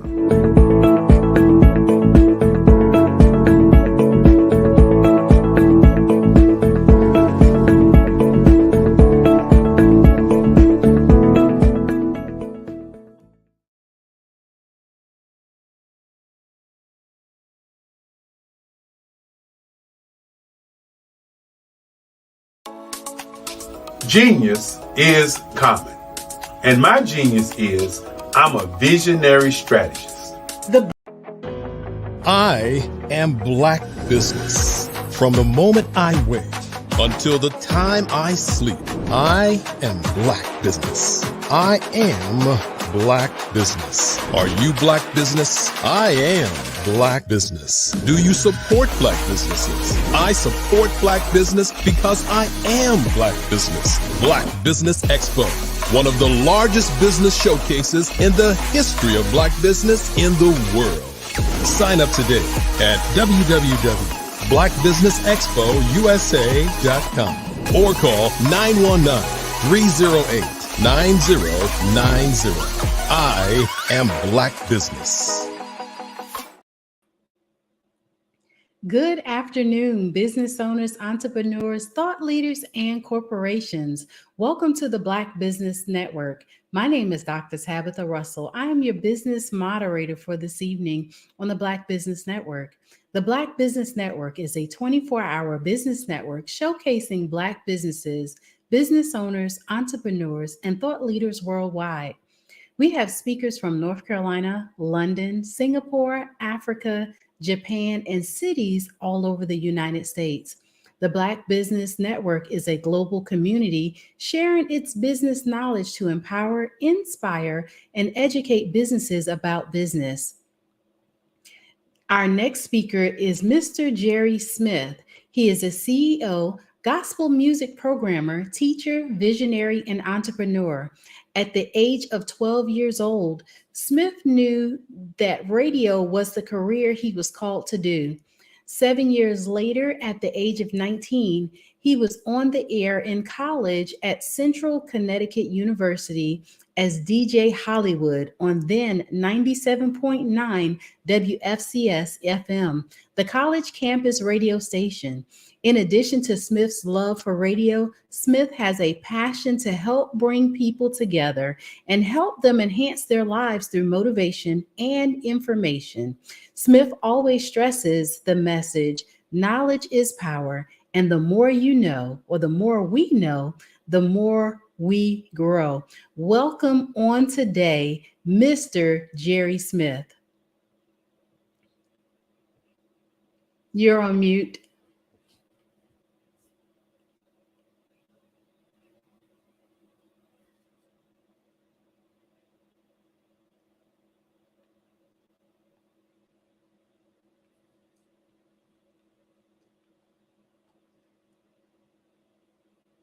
Mr. Smith credits his vast knowledge in the broadcast industry with being taught by great programming minds on his ascension to being regarded as the top gospel programming mind in the industry.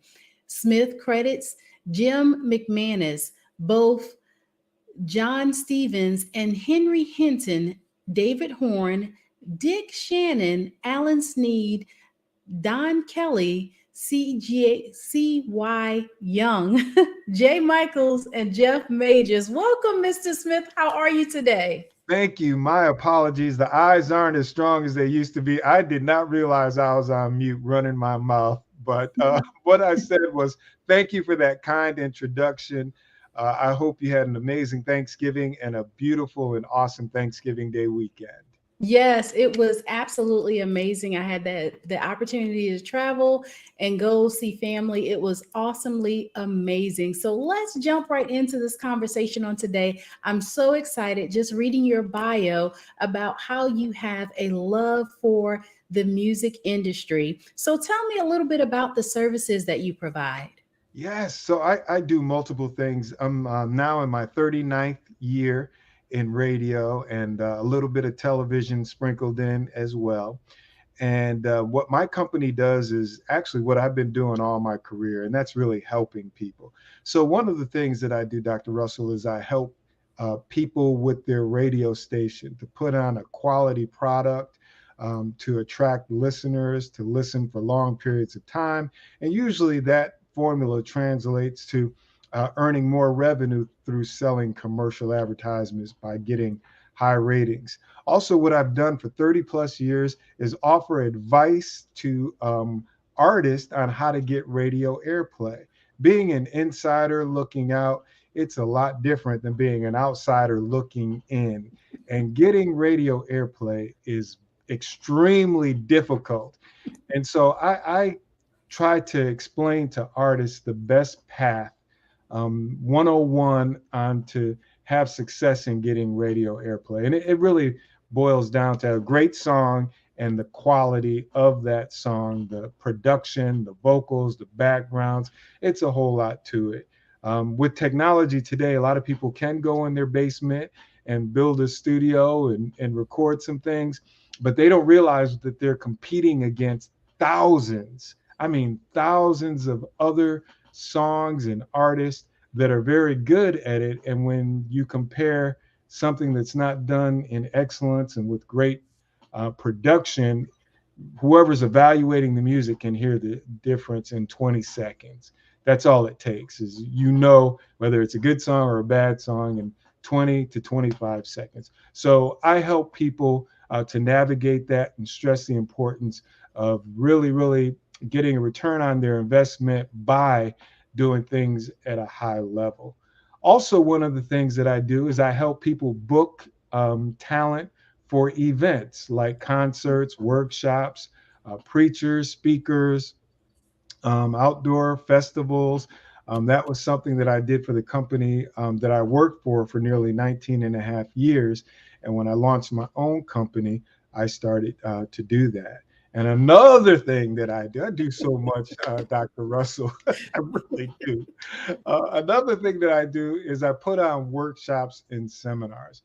I mentioned that for over 30 years, I give artists instructions and counsel on how to navigate the business of radio and records. Well, I do workshops as well to help them. So that's a face-to-face. Most of the times I talk to people over the phone, but since launching my own company, I put workshops on. And not only for that, God put on my heart, and first and foremost, I forgot to do this. I give God the glory, honor, and the praise for all things because all blessings flow through him. But I also, God put on my heart to do some seminars for the youth, which you guys have a great platform to help them with their education. And I encourage people watching and listening to please sow into this amazing thing to help our youth further their education. They sometimes need that help, and we as a community need to be there for them. So please, please donate whatever God puts on your heart to donate to help these young men and women with their books and tuition and computers. Please, please help out. But I want to do something for the youth. I want to do something for men. I want to do something for guys who are recovering from substance abuse as well. The thing with the youth, I used to be an athlete like Dr. Kelly, played basketball in my younger days, both in high school and college. Also, I was a soccer player that got me into college, a scholarship to play soccer at Central Connecticut State University. And also, I was an amateur boxer, which really afforded me some great opportunities to travel all across the country and box. I was the captain of our college boxing club. We weren't really a varsity sport, but we were a club. So education is really, really important to me for the youth because I know what it has done for me. But I want to do something for young athletes, both male and female, because a lot of times they just focus on the sport and not the education piece. And there's so many young men and women who are so talented, but they don't really give the education part the attention that it deserves. So I want to bring in some former pro players, football, basketball, to talk to them about the importance of education, and not only the students, the kids themselves, but their parents as well, because a lot of times mom and dad are gambling on that child making it to the pros, the NFL or the NBA. And if that doesn't happen from an injury or their grades were not good enough, then everybody's dreams are crushed. So to just make sure that they know to give that education part as much attention as the athletics. So that's pretty much it in a nutshell. I will say that was amazing. I also know that it's good that we diversify ourselves, right? And that we have a lot of things to offer people. So I can remember having a little bit of a career in radio and helping with the production side of things. So tell me this, and I didn't know at the time that I even had the voice for radio. So how did you get into the field? When I was 12 years old, God put radio in my heart. People told me I couldn't do it, wouldn't do it. Now, I come from a humble beginnings, the projects of High Ridge Gardens in Danbury, Connecticut, right on the New York state line. And, God put that in my heart. It took me a minute really to understand it when I became an older person and God told me to share my story, my testimony, because I didn't tell people I was from the hood. I didn't tell people there was domestic violence in my home, substance abuse, and I've seen everything that a kid shouldn't see. But God said, there are so many young men and women that I have great plans for that are being told that they can't do this and they can't do that, just like you. But look what I've done for you in your life and how your career turned out. So I started being transparent and sharing this story. But to answer your question, when I was 12 years old, God put radio in my heart. Really, I did it to meet the girls and the music and the concerts and all that stuff. That was what I was thinking. I wasn't thinking that God would get the glory out of my life. I didn't think I would be honored by our president, our chief commanding officer. I didn't think, or realize I was going to win all these awards and work with all these amazing people. But that's what God put it in my heart. And ever since I was 12 years old, I just pretended I was on the radio. Not 7 years later, when I was 19, I was on radio, college radio, Central Connecticut State University, DJ Hollywood. Never been to Hollywood in all my life, but that was one of my dreams. And from there, it just kept going and going and going. And now I'm celebrating over, approaching 40 years as a professional radio broadcaster. I don't even count my college years in radio, which was about a year and a half. So I've been doing this for over 40 years. That is amazing to be able to say that you've been doing any one thing for 4 decades, all right? So, can you tell me, for somebody that's looking potentially to get into the industry today, because I'm sure quite a few things may have changed since you got into the industry. What is something that a person can do today to get into radio?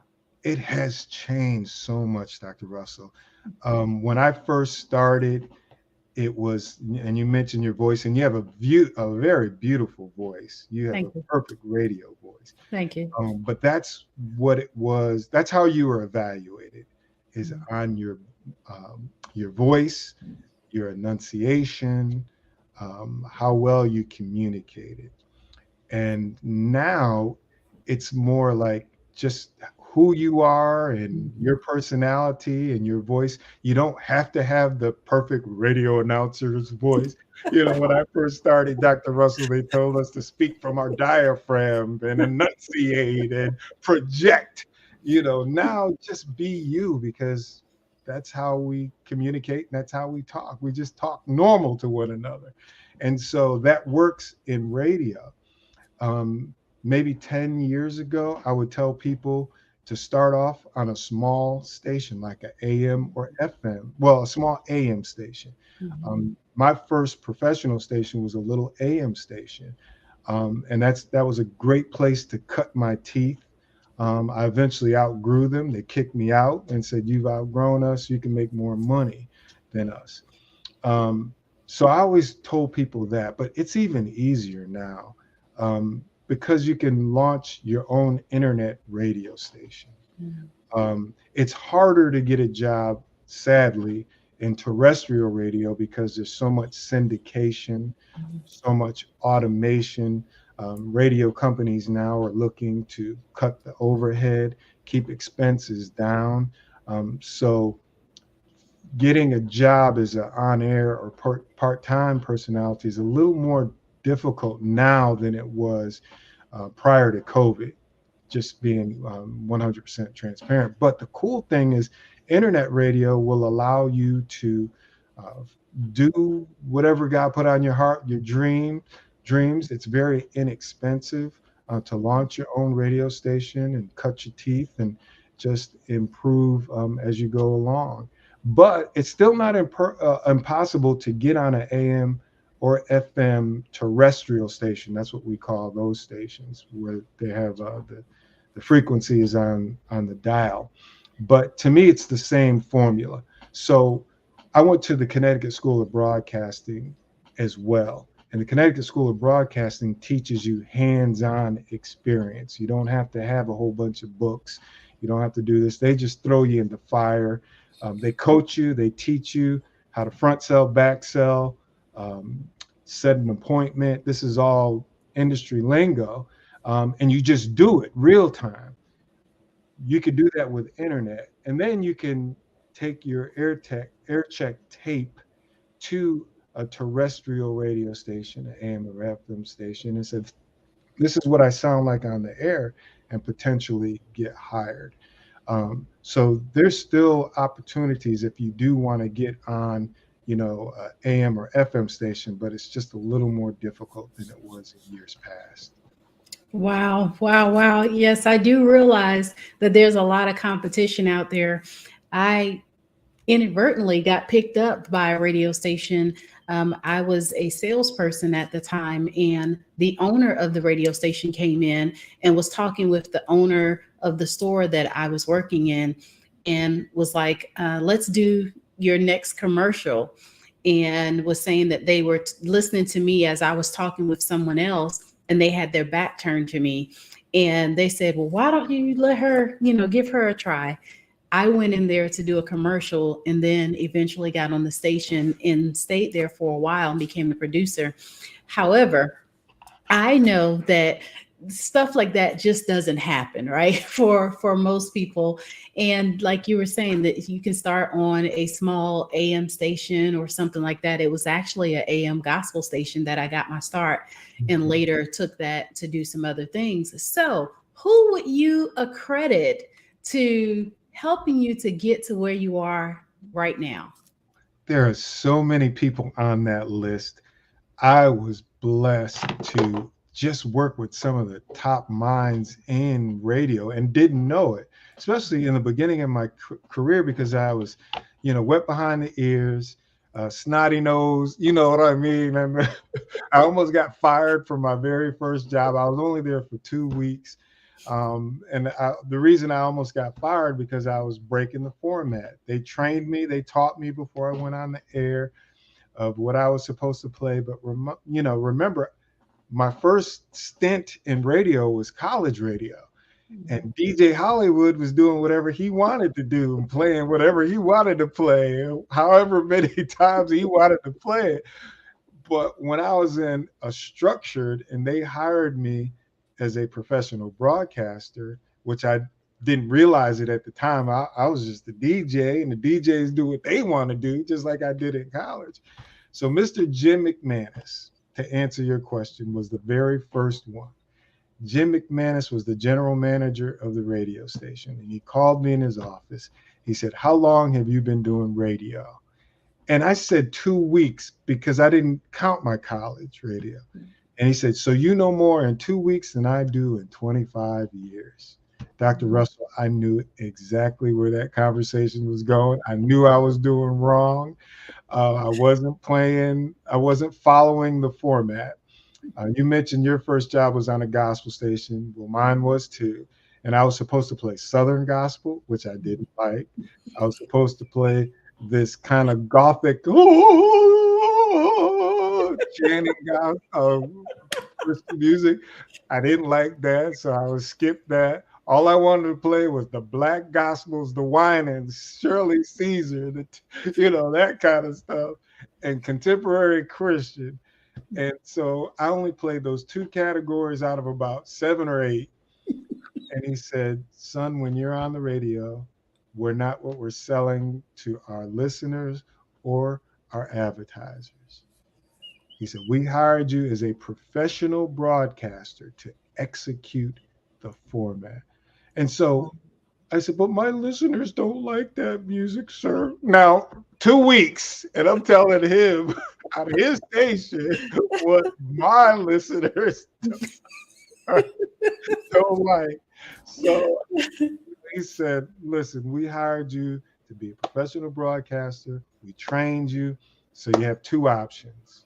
One, you can do it the way that we train you and continue to work here, or after this meeting, you can go home." "I'll do it the way you train me, sir." Dr. Russell, had no bass in my voice at all. No bass.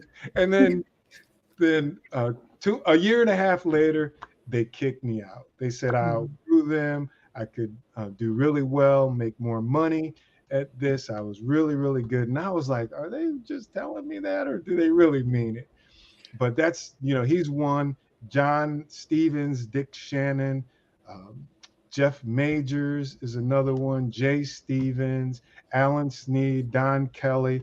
I attribute a lot of my success to those great radio minds. Dick Shannon, I think I mentioned Dick. Dick Shannon saw something in me that I never saw early in my career. And when he told me that I was going to go and do some great things, when he was promoting me, when I wasn't at this radio station very long, I was like, what is this man talking about?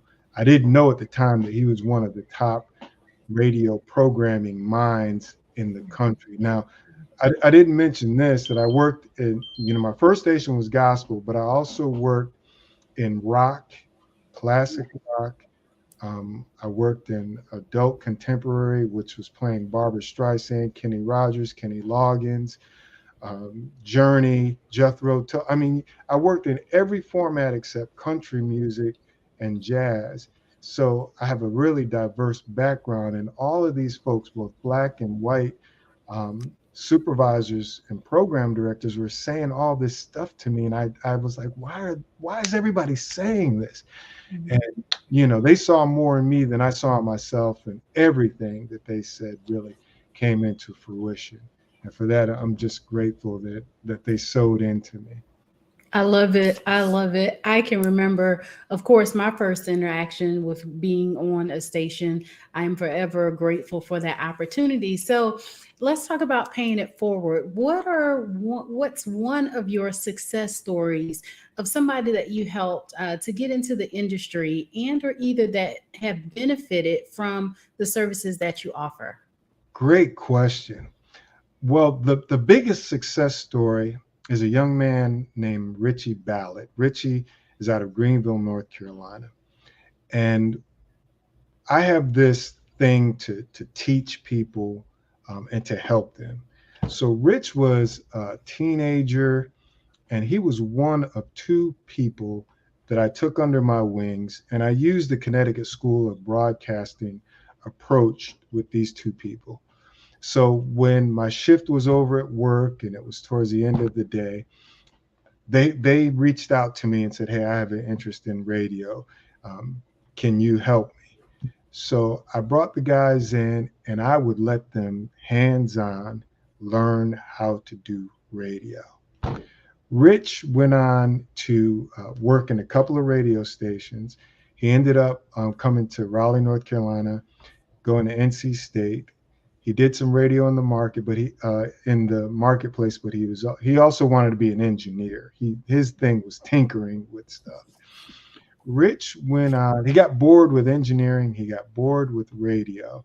He went on to open up Verizon franchises and became a multi-millionaire. I mean, you just Google Rich Ballard. I think it's Ballot, and you guys can read up on him. And he's the biggest success story. I helped some other people who had zero radio background, same approach, brought them in the studio, taught them how to front sell, how to back sell, how to set an appointment, helped them put together an air check tape, and all of them got jobs with zero experience. One of them was with KISS 102 in Newberry, North Carolina. And the program director said, "Wow, we want to bring you on part-time. How long have you been doing radio?" And he said, "I've never done radio." And the guy was like, BK Kirkland, that's the program director's name. He said, "Well, how did you put this tape together? It sounds like you've been on the radio forever." And he said, "Jerry," my name back then was Jerry Jam. He said, "Jerry Jam helped me put it together." And he said, "Wow." He said, "Well, I'm still going to bring you on, but it sounds like you've been on the radio forever." And Wow. there have been about 5 or 6 guys, zero radio experience, that I helped to get a job. And those are some of the success stories. That is amazing that you were able to take them. But I believe that those are sometimes the best learners as well. Nobody that have, they don't have any preconceived habits or anything like that. So tell me about one of the obstacles that you've had to overcome in the industry since you've been doing this. Wow. Well, I would say one of my toughest challenges was as I was ascending in my career. And this isn't easy to talk about. My heart was in urban radio. And when I was in white radio, they pushed you out of the nest. They're like, "You've outgrown us. You need to get out of here." In urban radio, it was a little different. And part of the reason it was different was because of consolidation. So what happened in the late 80s was radio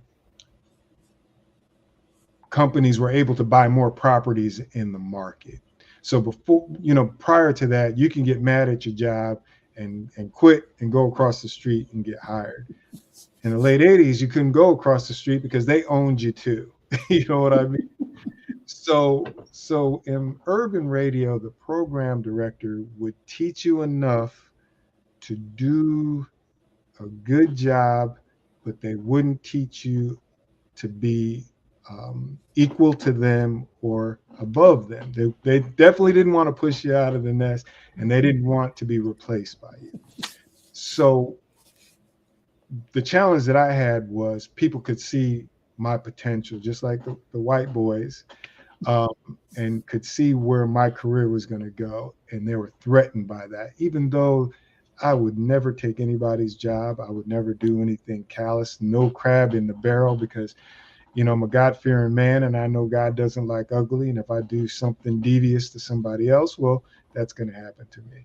So a lot of times, because of my potential, people made things difficult for me to either run me out or try to get me out because they were threatened. And that was the most challenging. Some of the people that tried to get rid of me ended up getting rid of themselves. That's just how God worked it out. Mhm. I was still able to continue to ascend, get promoted. My salary continued to grow and increase. But those were the obstacles. I had one guy who flat out told me, he said, man, we went, I quit after, I think it was 2 weeks. I just couldn't take it anymore because it was just unbearable. And I didn't want to work in that type of environment. And he ended up leaving. We both worked in Greenville, North Carolina. He ended up getting a job, and he was really good at V103 in Atlanta, Georgia, which is the giant urban radio station in that marketplace. And he and I somehow came across each other, during our journey. He said, man, I didn't treat you right. I was just so threatened. Wow. So talented, handsome guy. He just had the full package, and I was just insecure. And I know I was wrong for, trying to keep you down and squashing you and treating you the way that I did. That was very big of him to say that, but he was just one of several that I had that kind of situation with. Wow. I will say thank you for sharing that with us, as difficult that may have been at the time. Seemingly, the more that you're in an industry, the more that you learn over the course of time. So in our few minutes that we do have left here on today, tell us something that people would not know about you. Oh, wow. Okay. But before I answer that question, just to piggyback what I just said, anybody who's dealing with that situation, you got to maintain, you got to be strong. You got to believe in yourself and know that nobody can stop you. Whatever God has for you is for you. And no human being is greater than our God that can keep you from whatever your destiny is and whatever your purpose is. So just continue to believe in yourself, do things the right way, and just keep trying to be the best you and be the best at what you do. Also, don't forget to sow into these young men and women. All right. The purpose of this Black Business Expo Olympics is to help our young men and women further their education. So please, I don't want to go too much longer without encouraging you to sow into them. The thing that people may not know about me, I talked about, I was an amateur boxer, but a lot of people didn't know that, or don't know that I used to train dogs for obedience, tracking, and protection. It was so much fun. German Shepherds, I used to put on the big gear and let the dogs attack me and so on and so forth. I know how to teach a dog to sit, to lay down, and to be obedient. That was a big hobby. I'm a big dog lover, and I love German Shepherds. That's my breed of choice. That is superb. I mean, like, it sounds like you're really well rounded. So, what do you like most about what you do now? What do you like the most? I love radio. And as I mentioned, 12 years old, I'm thinking about the girls. Girls love the DJs and the free music, concerts and stuff like that. But I really have a heart for community, blessing less fortunate. I come from humble beginnings, and I don't forget that. I'll never forget where I came from. I'll never forget the people that helped me out. My father passed when I was 9 years old. he was just a week before his 30th birthday. My mom raised 4 knucklehead boys all by herself, and some people helped her out to help us. So I just have a heart for community, giving back, and especially for less fortunate. That's really what I'm known for. God's blessed me in all avenues of my life, but just being using my platform to be a blessing to others. I love it. Thank you. Thank you. Thank you. Now, how can people find out more about your business and how can they contact you? Yes, very simple. My name, Jerry Smith, 03.com. That's the JAS Consulting and Entertainment website. If you're an artist and want to submit music for airplay consideration for Favor 97.3, you can reach me there. If you're a small business and interested in advertising on Favor 97.3, it's designed for small businesses, so it's relatively inexpensive to help you get some marketing and the word out about your products, goods, and services. Same website, jerrysmith03.com. It has my phone numbers and and all the information you need to find me. Awesome. This has been an amazing pleasure on today.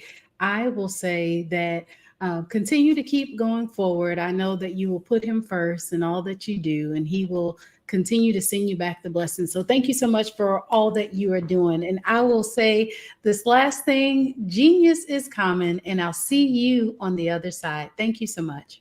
You're welcome. Thank you.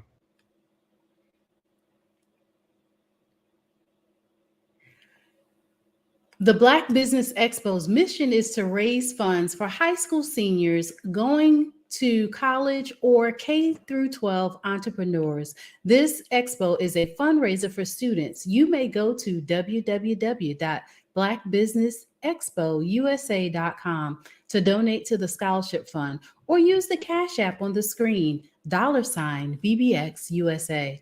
Our goal is to give laptops and up to $5,000 to 10 students. Students can register online at www.blackbusinessexpousa.com.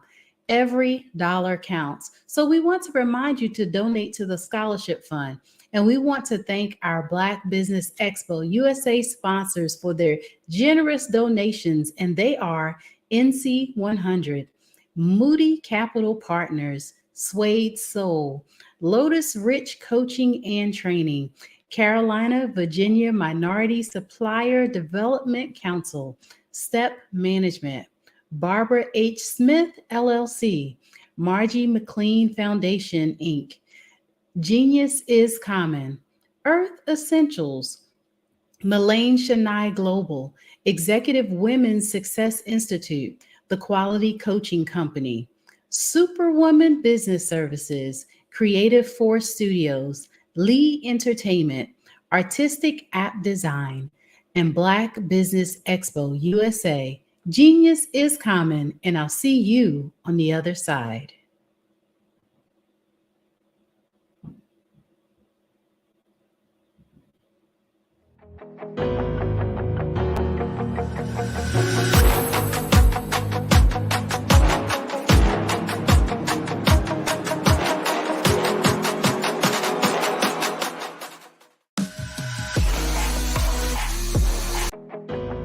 I am Black Business. From the moment I wake until the time I sleep, I am Black Business. I am Black Business. Are you Black Business? I am Black Business. Do you support Black businesses? I support Black business because I am Black Business. Black Business Expo, one of the largest business showcases in the history of Black business in the world. Sign up today at www.blackbusinessexpousa.com or call 919-308-9090. I am Black Business.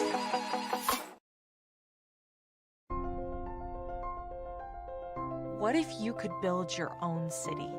A place where every child can find nurturing people to help them achieve their full potential. A place where every adult can access job training support, where health education is abundant, where social justice ruled the land. a place without limitations. Welcome. You have arrived at STEM City, USA. It is what every city should be, a safe and trusted community where you find people and resources to help you become everything you are and beyond. STEM City is unlike anything you have ever experienced. It is a digital twin of the world around you, only better. STEM City is about energy and soul renewal. It is more than a digital world. You can almost feel the power of live cultural events, music, and theater. STEM City promises a better future for children with caring mentors and hands-on activities with dedicated tutors to support our youth. STEM City is your passport to a healthy lifestyle with weekly events addressing our community's many issues. STEM City is your financial well-being with helpful information on wealth management, career advancement, job training, and so much more. STEM City is the community you deserve. It is the city where your dreams can come true. STEM City USA, a place in the sky that is accessible to all who reach for the stars.